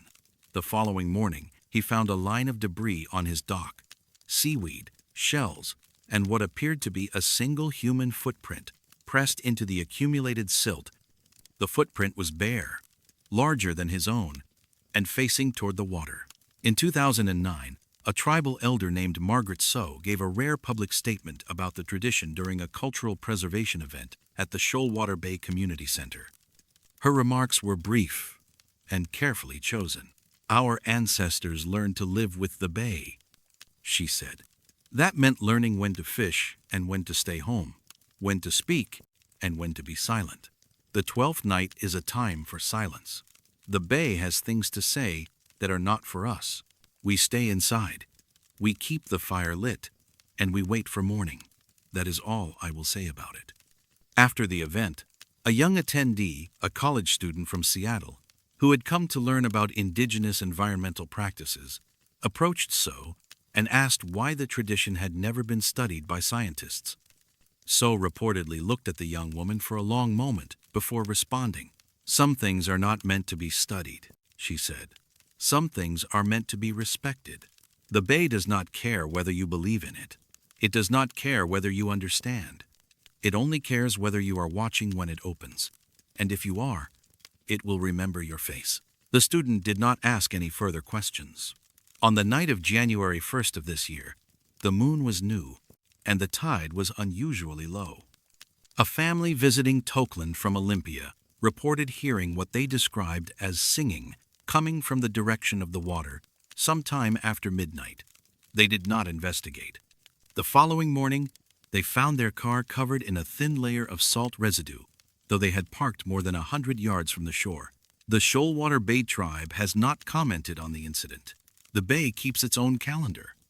And on the 12th night, it opens to something that does not have a name, something that has been listening since before the first people arrived, and will be listening long after the last ones are gone. The only question is whether anyone will be foolish enough to listen back.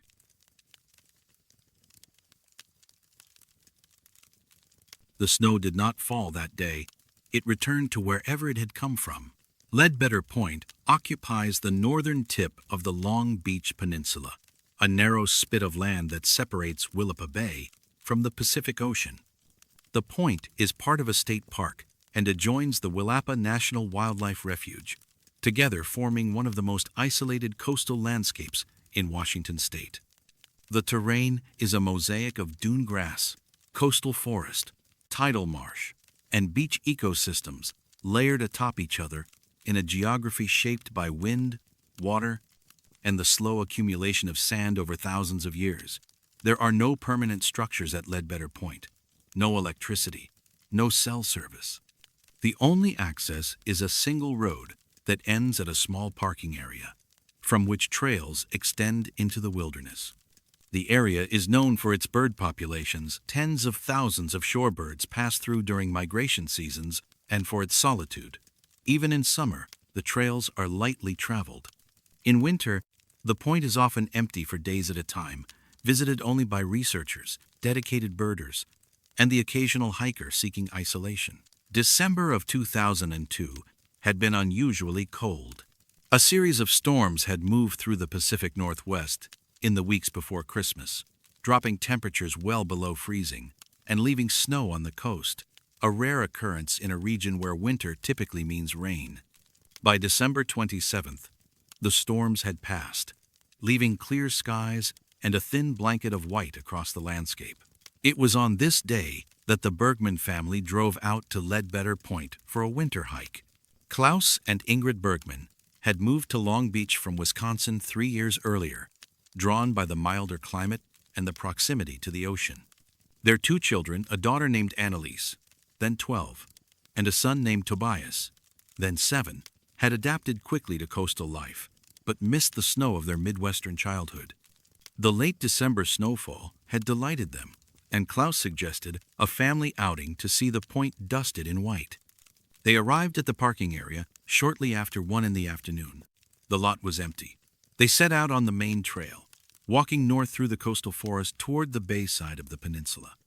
The air was cold but still, the sky a pale gray that softened the light and muted the colors of the landscape. Ingrid would later describe the atmosphere as hushed, a word she used repeatedly in her account of what followed. Approximately 45 minutes into their hike, the family entered a clearing. The clearing was roughly circular, perhaps 30 yards in diameter, surrounded by shore pines and wax myrtle. The ground was covered in snow, undisturbed except for animal tracks, deer, most likely, and smaller prints that might have been raccoon. The family paused to rest, Klaus taking photographs while the children examined the tracks. It was Annalise who noticed it first. She tugged on my sleeve and pointed at the ground, Ingrid recalled in an interview conducted in 2015. I thought she had found an interesting track or a shell, but she was pointing at the snow itself. It was moving. The snow in the center of the clearing was rising, not melting, not being blown by wind. Rising individual flakes, lifting from the ground and drifting upward, slowly at first, then with increasing steadiness. Within seconds, the phenomenon had spread across the entire clearing. Snow was ascending from every surface, the ground, the branches of surrounding trees, the tops of fallen logs, and dissolving into the gray sky above. Klaus Bergman stopped taking photographs. He would later say that it did not occur to him to document what he was seeing. The thought simply did not enter his mind. It was like watching a film played in reverse, he said, except it was real. It was happening right in front of us. The snow was falling upward, and we just stood there watching. I don't know how long we watched. It felt like hours. It was probably 4 or 5 minutes. The family remained motionless throughout the event. Tobias, the youngest, reportedly held his mother's hand and said nothing. Annalise later told a school counselor that she had felt warm during the experience, not emotionally warm, but physically warm, as if the air temperature in the clearing had risen significantly despite the surrounding cold. When the snow stopped rising, the clearing was bare. The ground was dry. The branches were dry. There was no evidence that snow had ever been there at all. The family left the clearing immediately. They did not discuss what they had seen until they reached their car. They did not return to Ledbetter Point for over a decade. Ingrid Bergman first shared the account publicly in 2010 in a post on an online forum dedicated to unexplained phenomena. The post attracted modest attention, a few dozen responses, mostly skeptical, but was noticed by a graduate student in atmospheric science named Franklin Yeboah, who was researching unusual weather events in the Pacific Northwest.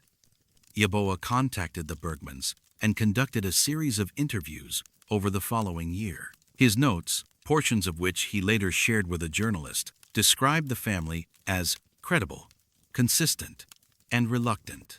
Reluctant, in particular, to be seen as seeking attention or promoting a supernatural interpretation. They were embarrassed, almost, Yeboah wrote. They knew how it sounded. They kept emphasizing that they were not the kind of people who believed in this sort of thing. But they also could not explain what they had seen, and that troubled them more than anything. Yeboah attempted to find a meteorological explanation. He consulted with colleagues who specialized in microclimate phenomena, snow dynamics, and optical illusions. None could offer a satisfactory theory. Snow does not fall upward, a professor at Oregon State University told Yeboah in a recorded interview. There is no atmospheric condition under which precipitation reverses direction. You could have localized updrafts that suspend snow or cause it to swirl. But the Bergmans described something different. They described snow lifting from a resting position on the ground and ascending into the sky. That is not wind. That is not convection. That is something else. The professor declined to speculate on what that something else might be. Yeboah also investigated the clearing itself. He visited Ledbetter Point in December of 2011, accompanied by a colleague and equipped with temperature sensors, anemometers, and video recording equipment. He located a clearing matching the Bergmans' description approximately 1 mile north of the parking area on the bay side of the peninsula. The clearing appeared unremarkable. Soil samples showed no unusual composition. Temperature readings were consistent with the surrounding environment. There was no evidence of geothermal activity, magnetic anomalies, or any other factor that might explain localized heating or atmospheric disturbance. But Yeboah noted one detail that he could not explain. The clearing, despite being surrounded by dense vegetation, received almost no direct sunlight. The canopy of the surrounding trees blocked most of the sky. Yet the ground within the clearing was noticeably drier than the ground outside it. The soil felt warm to the touch, even in December. I do not know what to make of this, Yeboah wrote in his field notes. The warmth is subtle but persistent. It does not fluctuate with air temperature. It is as if the ground itself is generating heat, though I can find no source. Yeboah's research was never published. He completed his graduate degree in 2013 with a thesis on a different topic and currently works as a climate analyst for a non-profit organization in Seattle. When contacted for comment in 2019, he confirmed the details of his investigation but declined to discuss his conclusions. I don't have conclusions, he said. I have observations, and my observations do not fit any model I am aware of. That is not a satisfying answer, but it is the only honest one I can give. The Bergman family still lives in Long Beach. Klaus passed away in 2017, but Ingrid, Annalise, and Tobias have remained in the area. Annalise, now in her early 30s, has visited Ledbetter Point several times since the incident, though she has never returned to the clearing. I know where it is, she said in a 2020 interview. I could find it again if I wanted to, but I don't want to. Not because I'm afraid, because I don't think I'm supposed to see it twice. When asked what she meant, she paused for a long time before answering. The snow was going home, she said. That's what it felt like it had been borrowed, and something was giving it back. I don't know to whom, I don't know from where. But it wasn't ours. It was never ours. The clearing at Ledbetter Point is still there. The trails are still open. The parking lot is still empty most winter days. And every December, when the rare coastal snow falls on the Long Beach Peninsula, there are those who wonder whether all of it stays where it lands or whether some of it, in places no one is watching, quietly rises back into the sky.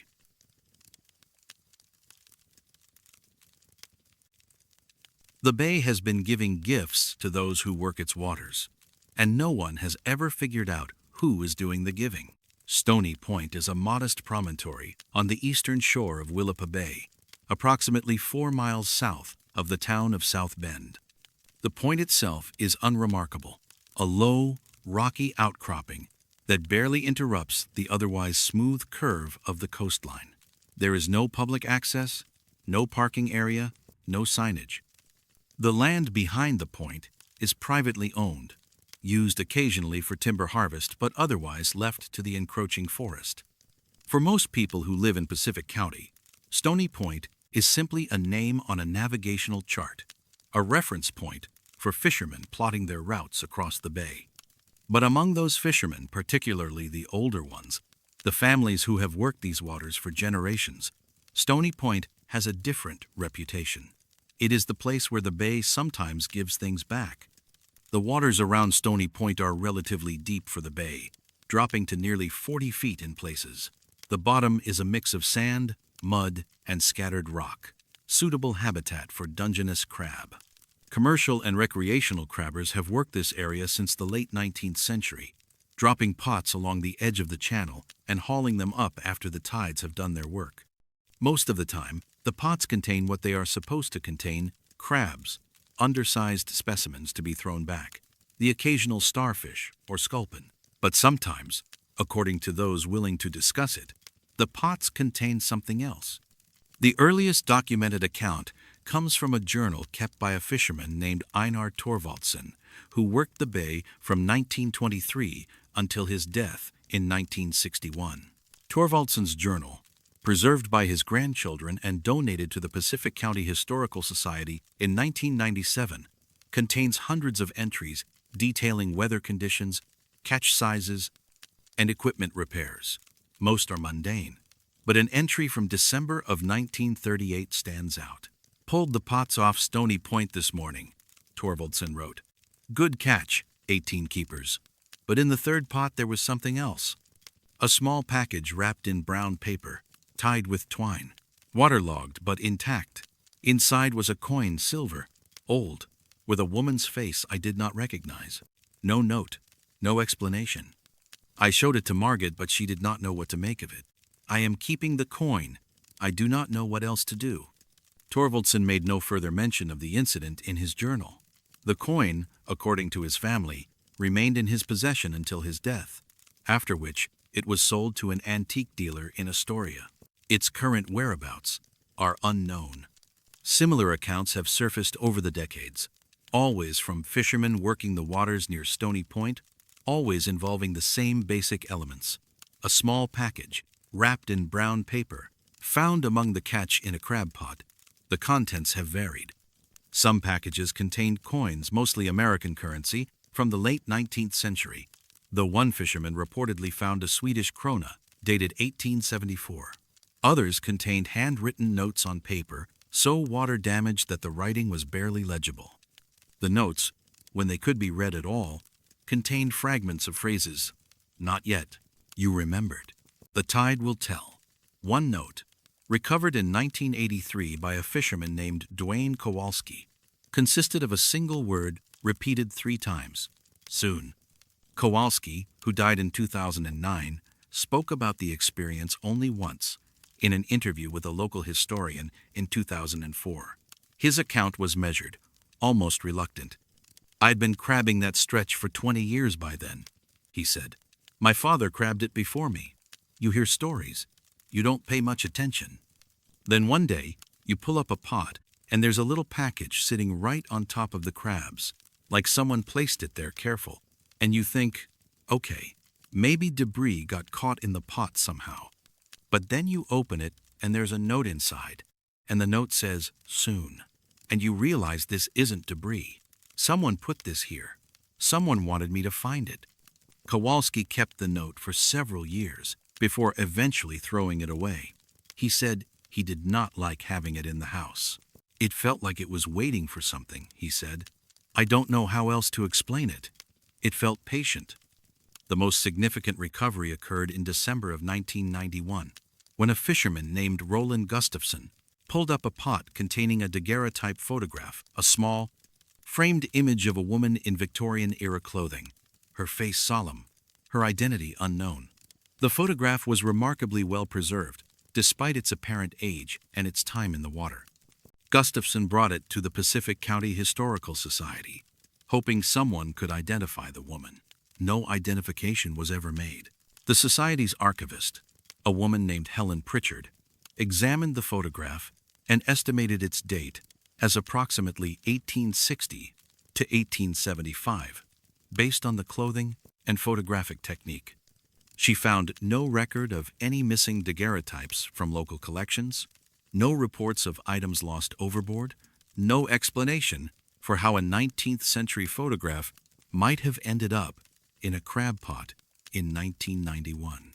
The condition was wrong, Pritchard noted in her assessment. A photograph submerged in salt water for any length of time should show significant degradation. This one looked like it had been stored in a dry drawer for a century. I cannot explain the discrepancy. The daguerreotype remains in the Society's collection, catalogued as Unknown Woman, Provenance Uncertain, recovered from Willapa Bay. Fishermen who have experienced the phenomenon, and there are more than the few who have spoken publicly, tend to share certain observations. The packages always appear in pots set near Stony Point, never elsewhere in the bay. They always appear in December, usually in the week between Christmas and New Year's Day. And they always appear to fishermen who have worked the bay for many years, never to newcomers or visitors. "It's like the bay knows who you are," said a retired fisherman named Curtis Yamamoto, who found a package containing 3 silver dimes in December of 2003. "It knows how long you've been here. It knows if you belong. And if you do, sometimes it gives you something. I don't know what it means. I don't know if it means anything. But I kept those dimes. I keep them in my pocket every time I go out on the water. It feels like the right thing to do." Attempts to investigate the phenomenon have been inconclusive. In 2007, a marine biologist named Sandra Korhonen conducted an informal study, placing monitoring equipment on crab pots near Stony Point during the December season. Her cameras recorded nothing unusual. Her pots contained only crabs. "That doesn't surprise me," she said. "Whatever this is, it doesn't seem interested in being observed. The fishermen who find these packages, they're not looking for them.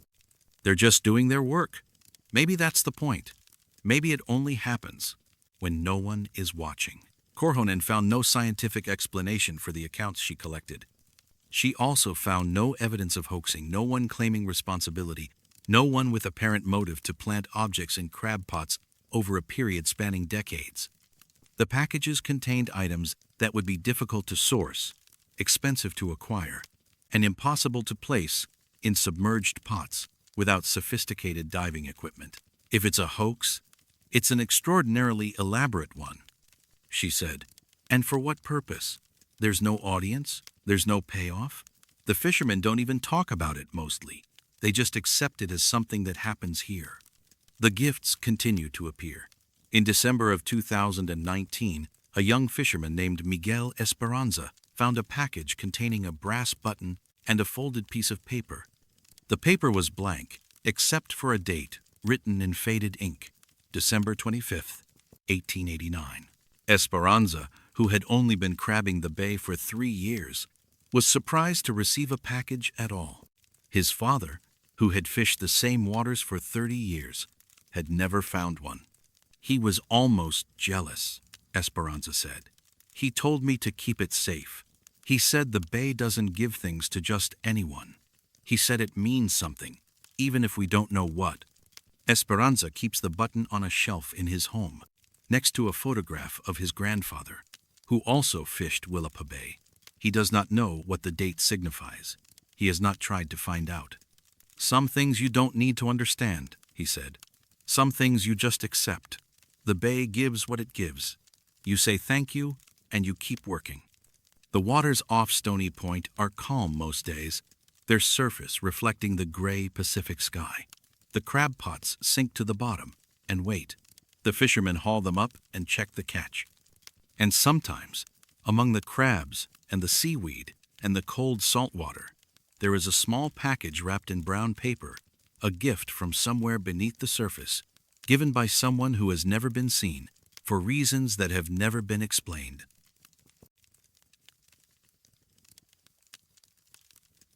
The bell rang 12 times on Christmas morning, and there was no one alive in the building to ring it. Bay Center is a small community on the eastern shore of Willapa Bay, situated where the tidal flats meet the low hills that rise toward the interior of Pacific County. The town has never been large. Its population has hovered between 100 and 200 for most of the past century, but it has maintained a continuity that larger communities often lack. Families have lived here for generations. The same names appear on mailboxes, grave markers, and church pews, connecting the present to a past that feels unusually close. The Bay Center Community Church is the oldest structure in town, still in regular use. Built in 1892 by a Methodist congregation that has since become non-denominational, the church is a simple wooden building with white clapboard siding, a modest steeple, and a bell that was cast in Portland and installed in 1895. The bell weighs approximately 300 pounds and hangs in the steeple above the sanctuary. For nearly a century, it was rung by pulling a rope that descended through a hole in the ceiling to the vestibule below. In early December of 1991, the rope broke. The church's pastor at the time was a man named Reverend Howard Engstrom, who had served the congregation since 1978. Engstrom discovered the broken rope on December 8th while preparing for the Advent season. The rope had frayed near the top, where it attached to the bell mechanism, and had fallen to the vestibule floor. Engstrom collected the pieces and contacted a company in Olympia that specialized in church bell restoration. They promised to send a technician after the new year. In the meantime, the bell would remain silent. Engstrom made an announcement during the December 15th service, explaining that the traditional Christmas morning bell ringing would not occur that year. The congregation expressed mild disappointment but understood. These things happened in old buildings. On Christmas Eve, Engstrom conducted the 11 o'clock candlelight service as he had for 13 years. Approximately 40 congregants attended, a good turnout for the small church. The service concluded shortly after midnight. Engstrom shook hands with the departing families, extinguished the candles, turned off the lights, and locked the front door. He walked the 30 yards to the parsonage next door and went to bed. At 6 o'clock on Christmas morning, the bell began to ring. Engstrom was awakened by the sound. His bedroom faced the church, and the bell was clearly audible through the closed window. He lay still for a moment, confused, certain he must be dreaming. The bell rang again, and again, 12 times in total, evenly spaced, before falling silent. Engstrom rose, dressed quickly, and walked to the church. The front door was still locked. He used his key to enter. The vestibule was dark and cold, exactly as he had left it hours earlier. He turned on the lights and looked up at the ceiling. At the hole through which the bell rope had once descended, there was no rope. The broken pieces were still in a box in his office, waiting to be shipped to the restoration company. There was no mechanism by which the bell could have been rung from inside the building. Engstrom climbed the narrow staircase to the bell tower. The space was cramped, dusty, and appeared undisturbed. The bell hung motionless in its frame. The clapper was still. There was no evidence that anyone had been there. He descended the stairs and walked through the sanctuary, checking the windows and the back door. Everything was secure. Nothing was out of place. The church was exactly as he had left it except for one detail. There was a footprint on the wooden floor. It was near the front of the sanctuary, between the altar and the center aisle. A single footprint, bare, larger than Engstrom's own foot, pressed into what appeared to be a thin layer of moisture on the wood. The print was clear and well-defined, the toes pointing toward the front door. There were no other prints, no trail leading to the altar, no indication of how whoever had left the mark had arrived at that spot. Engstrom knelt and touched the floor beside the print. It was damp. The moisture smelled faintly of salt, like seawater, like the bay. He did not call the police. There was no crime to report. Nothing had been stolen. Nothing had been damaged. A bell had rung. A footprint had appeared. These were not emergencies. They were not even, strictly speaking, problems. But they were not explainable either. Engstrom cleaned the footprint before the Christmas morning service began at 10 o'clock. He mopped the area thoroughly, then mopped it again. By the time the first congregants arrived, the floor was dry and unmarked. He did not mention the incident during the service. He did not mention it to his wife. He conducted the Christmas liturgy as he always had, and when congregants asked about the early morning bell ringing, he said only that he was not certain what had caused it. Perhaps the wind, he suggested, or perhaps the mechanism shifted somehow. No one pressed him for details. It was Christmas. There were other things to think about. Engstrom recorded the incident in his personal journal that evening, in an entry that was not discovered until after his death in 2014. The entry is brief but revealing. "The bell rang at 6 this morning," he wrote. 12 times. I was alone in the parsonage. The church was locked. The rope has been removed for 2 weeks. I found a wet footprint on the floor near the altar bare, pointing toward the door, smelling of the bay. I do not know who was in my church. I do not know how they entered or how they left. I do not know why they rang the bell. But I am certain of one thing. Whoever it was, they came to worship. I do not think they came for us. Engstrom served the Bay Center Community Church for another 12 years, retiring in 2003. He never spoke publicly about the Christmas morning incident, and his journal entry was not shared with anyone outside his family until a local historian requested access to his papers in 2017. The historian, a woman named Corinne Dubois, interviewed several longtime members of the congregation about the incident. Most had no memory of it. A few recalled hearing the bell that morning, but had assumed it was part of the regular Christmas observance. Only one congregant, an elderly woman named Viola Hendricks, who had been a member of the church since 1946, offered any additional information. "I was awake that morning," Hendricks said. "I'm always awake early on Christmas. I heard the bell, and I thought, that's strange. Howard said the rope was broken. But then I heard it again, and I counted 12 times. And I thought, well, someone must have fixed it. I didn't think anything more about it until you asked." Dubois asked if Hendricks had noticed anything unusual at the Christmas morning service.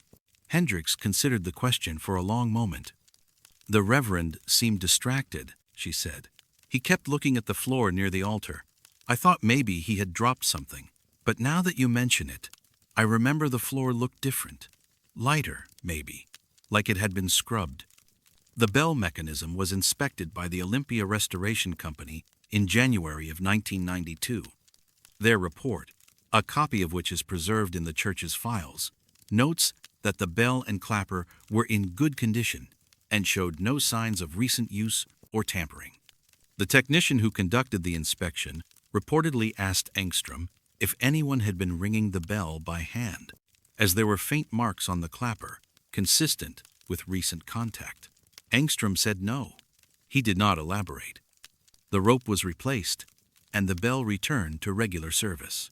It has rung on Christmas morning every year since pulled by human hands, at a time chosen by the pastor for a congregation that gathers to celebrate.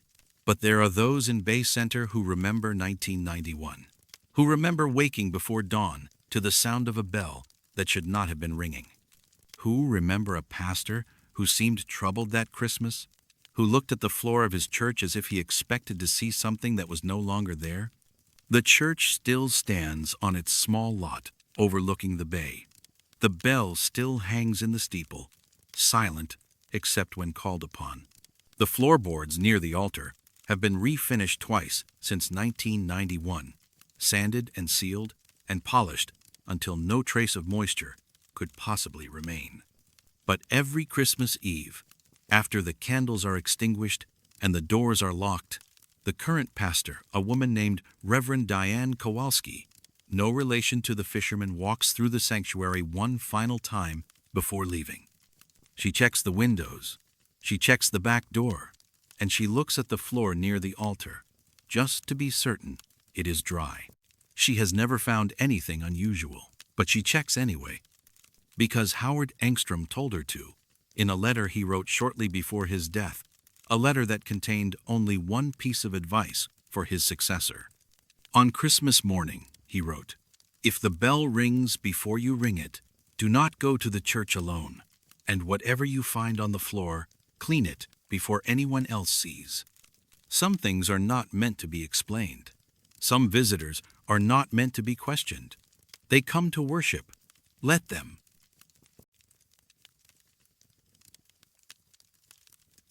The ship arrived on schedule, according to a man who spent 50 years refusing to describe what it carried.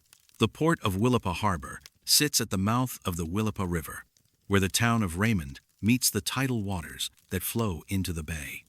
In the early 20th century, the port was a modest but active commercial hub, handling lumber shipments, fishing vessels, and occasional passenger ferries connecting the isolated communities of Pacific County to larger cities along the coast.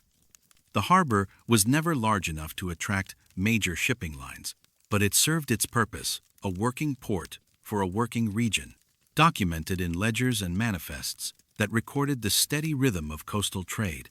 Those records are now held by the Pacific County Historical Society, transferred from the Port Authority's custody in 1978 when the original harbor office was demolished. Most of the documents are unremarkable cargo weights, arrival times, crew rosters, the bureaucratic minutiae of maritime commerce. But among the files from 1931, there is a single manifest that does not fit. The document is dated December 23, 1931. It records the scheduled arrival of a vessel called the S.S. Nativity, originating from San Francisco, carrying a cargo described only as holiday provisions, mixed goods. The manifest lists a crew of 12, a gross tonnage of 800, and an expected arrival time of 4 o'clock in the afternoon. At the bottom of the page, in a different hand, someone has written, "Arrived, cargo received, no inspection required." The signature belongs to Gilbert Masterson, who served as assistant harbor master at Willapa Harbor from 1924 until his retirement in 1953. The problem is that the S.S. Nativity did not exist. No vessel by that name was registered with any American port authority in 1931. The United States Merchant Marine records, which document every commercial ship operating under the American flag during that period, contain no entry for a ship called Nativity. The San Francisco port logs from December 1931, which have been digitized and are searchable, show no departure of any vessel bound for Willapa Harbor on or around December 23rd. The ship, by every official measure, was never built, never sailed, and never existed. And yet Gilbert Masterson signed for its cargo. Masterson died in 1981, at the age of 84. His son, a retired school teacher named Donald Masterson, was interviewed by a local historian in 2005 as part of an oral history project documenting the families of Pacific County. During the interview, Donald was asked about his father's career at the port. His response was measured, almost rehearsed, as if he had been waiting decades for someone to ask. "My father was a practical man," Donald said. "He didn't believe in ghosts or superstitions or anything like that. He went to work, he did his job, he came home, but there was one thing he would never talk about, and that was the ship that came on Christmas Eve of '31. Donald clarified that his father had always referred to the arrival as Christmas Eve, though the manifest was dated December 23rd. He did not know the reason for the discrepancy. "I asked him about it once, when I was maybe 16 or 17, Donald continued. "I'd heard something from one of the other port families, just a rumor, really, about a ship that came in during the Depression and brought supplies when everyone was struggling. I thought it was a nice story. I asked my father if it was true." Donald paused in the recording, his voice dropping slightly. He looked at me like I'd said something terrible, like I'd sworn in church, and he said, "The ship came. I signed for the cargo. I never saw what was inside. And I am not going to talk about it. Not now. Not ever." That was it. He wouldn't say another word. I never asked again. Other members of the Masterson family have offered similar accounts. Gilbert's daughter, Eleanor Masterson Webb, recalled that her father avoided the harbor during the Christmas season for the last 2 decades of his life. His wife, Anna, who died in 1977, reportedly told a neighbor that Gilbert had nightmares about the Christmas ship, but refused to explain what he had seen. Attempts to corroborate the manifest through other sources have been unsuccessful. The Pacific County Historical Society has found no other documents referencing the S.S. Nativity, no customs forms, no crew records, no insurance paperwork. The Raymond newspaper archives from December 1931 contain no mention of an unusual arrival or a charitable delivery of supplies, which would have been noteworthy during the depths of the Depression. A maritime historian named Joanna Kirchner examined the manifest in 2012 as part of a research project on Pacific Northwest shipping anomalies. Her assessment was cautious but troubling. The document appears authentic, Kirchner wrote in her notes. The paper stock is consistent with Port Authority forms from the period. The ink has aged appropriately. Gilbert Masterson's signature matches other examples from the same era. If this is a forgery, it was created within a few years of the date on the manifest, using period-appropriate materials. I find no evidence of forgery. I also find no evidence that the ship existed. Kirchner attempted to trace the origin of the manifest through the Port Authority's filing system. Her findings raised additional questions. The manifest was not filed with other December 1931 documents. It was found in a separate folder, unlabeled, stored at the back of a filing cabinet that contained miscellaneous records from multiple decades.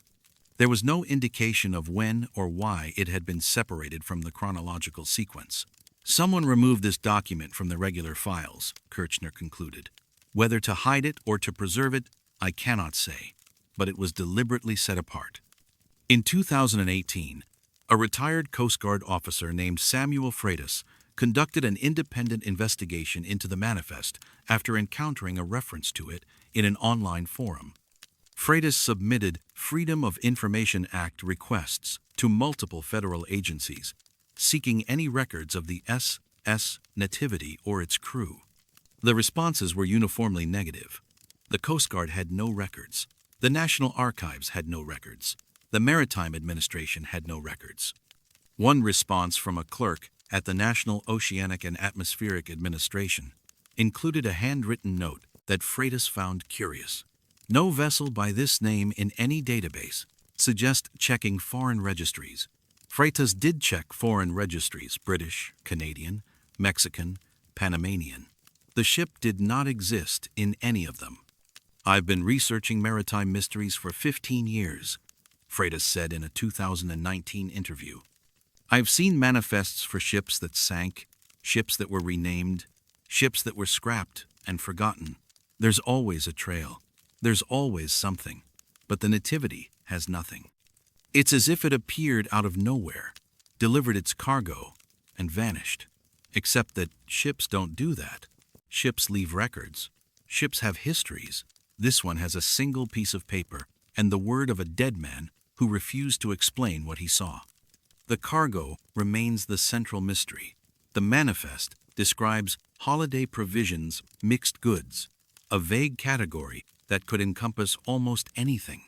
Gilbert Masterson's notation, cargo received, no inspection required, suggests that whatever the ship carried was accepted without examination, which would have been unusual for a commercial delivery. Donald Masterson offered one final detail during his 2005 interview. His father, he said, had kept a small wooden box in his study throughout his life. The box was locked, and Gilbert carried the only key on his person at all times. After Gilbert's death in 1981, the family found the key and opened the box. Inside was a single item, a brass shipping tag, tarnished with age, stamped with the words S.S. Nativity Christmas Delivery, handle with care. There was nothing else. No invoice, no letter, no explanation. The tag is still in the family's possession. Donald Masterson kept it in the same box where his father had stored it, and it passed to his own son after his death in 2016.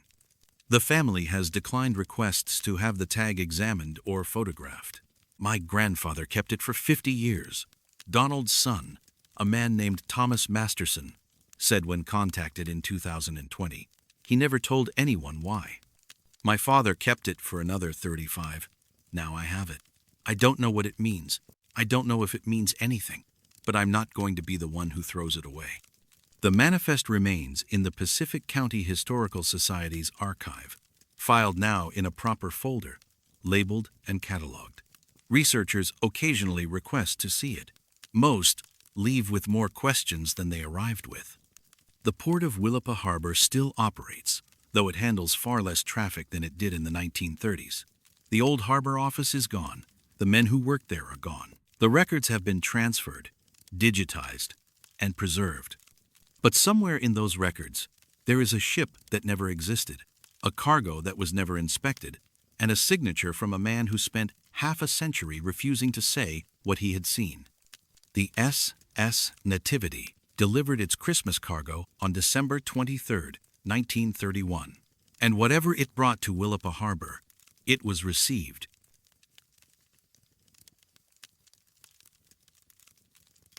Someone has been counting down to something for over 2 decades, and no one knows what happens when the count reaches 0. Long Island is the largest estuarine island in the United States, a forested landmass of approximately 5,000 acres situated in the heart of Willapa Bay. The island is part of the Willapa National Wildlife Refuge and is accessible only by boat, as no bridge or ferry service connects it to the mainland. Its interior is dense with old-growth cedar, Sitka spruce, and western hemlock, some of the last unlogged coastal forest in Washington state. There are no permanent residents, no structures beyond a few primitive campsites and research stations. The island exists in a state of managed wilderness, visited occasionally by hunters, hikers, and biologists, but otherwise left to the rhythms of tide and season. It is not the kind of place that generates paperwork. Yet every year, on December 31st, the Pacific County Sheriff's Office receives a piece of mail concerning Long Island. The first card arrived on December 31st, 1999. It was a standard 3x5 index card, white, unlined, with a set of GPS coordinates written in black ink. There was no return address. The postmark was illegible, smudged in a way that suggested deliberate obscuring rather than postal error. The handwriting was neat, precise, and anonymous. The deputy who opened the mail that day was a woman named Patricia Solberg. She logged the card as a curiosity, assuming it was a prank or a misdirected message. She did not investigate the coordinates. The card was filed with other miscellaneous correspondence and forgotten. The following year, on December 31st, 2000, another card arrived. Same format, same handwriting, different coordinates. Solberg noticed the pattern. She retrieved the previous year's card and compared the 2 sets of numbers. The coordinates were similar, but not identical. Both pointed to locations on Long Island, in the interior of the island, approximately half a mile from the eastern shore. The difference between them was small, roughly 14 meters, bearing northwest. She reported the anomaly to her supervisor, a sergeant named Harold Bukowski. Bukowski authorized a preliminary investigation. On January 3, 2001, 2 deputies traveled by boat to Long Island and hiked to the coordinates from the most recent card. They found nothing. The location was unremarkable, a small clearing in the forest, carpeted with ferns and fallen needles, surrounded by mature cedars. There were no structures, no markers, no signs of human activity. The deputies photographed the area, collected soil samples as a precaution, and returned to the mainland. The soil samples showed no anomalies. The photographs showed only forest. But the cards kept coming. 2001, 2002, 2003. Every New Year's Eve, without exception, another index card arrived at the sheriff's office. The coordinates continued to shift always northwest, always by approximately 14 meters. Bukowski, who retired in 2005, left a note in the case file advising his successors to continue monitoring the pattern. "I don't know what this is," he wrote, "but someone is going to a lot of trouble to send these cards. They're not asking for anything. They're not threatening anyone. They're just pointing at a spot in the woods that moves a little bit each year. I recommend we keep watching." His successors did watch. Deputies visited the coordinates in 2004, 2007, 2011, and 2015. Each time they found nothing, no disturbance, no evidence, no explanation. The forest was always the same. The clearing was always empty. The cards, however, were not always the same. In 2008, a forensic analyst named Darlene Fujimoto examined 17 cards spanning the years 1999 through 2015. Her analysis revealed several consistent features. The handwriting was identical across all samples, not merely similar, but precisely identical, as if produced by the same hand in the same sitting. The ink was a common commercial brand, available at any office supply store. The paper stock was standard index card material, unremarkable and untraceable. But the paper itself was unusual. The cards show aging, consistent with their postmark dates, Fujimoto noted in her report. The 1999 card shows more yellowing and fiber degradation than the 2015 card. This suggests they were not all created at the same time. However, the handwriting shows no variation whatsoever. No tremor, no fatigue, no changes in pen, angle, or pressure. In my experience, this is extremely unusual. Human handwriting varies, even within a single document. These cards show none of that variation. Fujimoto offered no explanation for this finding. She noted only that the cards did not appear to be photocopies or mechanical reproductions, and that the ink had been applied directly to the paper in each case. The coordinates themselves have been analyzed by multiple specialists. A GIS technician named Robert Inouye plotted all available coordinates on a topographic map of Long Island in 2018. His visualization confirmed what deputies had long suspected. The points formed a nearly perfect line, trending northwest at a consistent bearing. "If the pattern continues," Inouye wrote, "the coordinates will reach the western shoreline of Long Island in approximately 2037. After that, they would point to open water." The projection assumed no deviation from the established pattern. So far, there had been none. In 2019, a deputy named Marcus Whitfield proposed a more intensive investigation.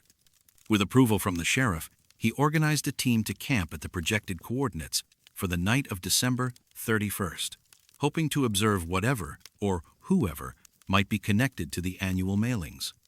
The team consisted of Whitfield and 2 other deputies, equipped with night vision equipment, audio recorders, and GPS devices.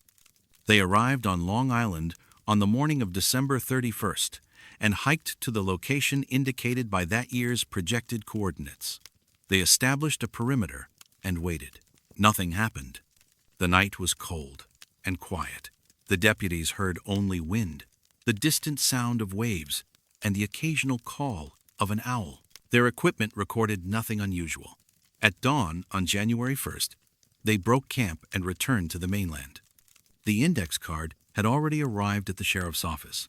It had been postmarked December 31st from a location in Pacific County. The coordinates matched Whitfield's projection exactly. "Someone knew where we would be," Whitfield wrote in his report. "They sent the card anyway. They didn't care that we were watching.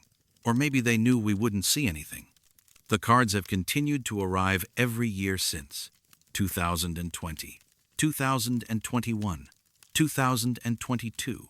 The coordinates continue their steady march toward the water's edge. The handwriting remains identical. The sender remains unknown. In 2023, a retired postal inspector named Francine Delacroix reviewed the case at the request of a true crime podcast that was researching Pacific Northwest mysteries. Her assessment was blunt. "This is not a hoax," she said. "Hoaxes have purposes. They seek attention, money, or satisfaction. This person, if it is a person, has sought nothing.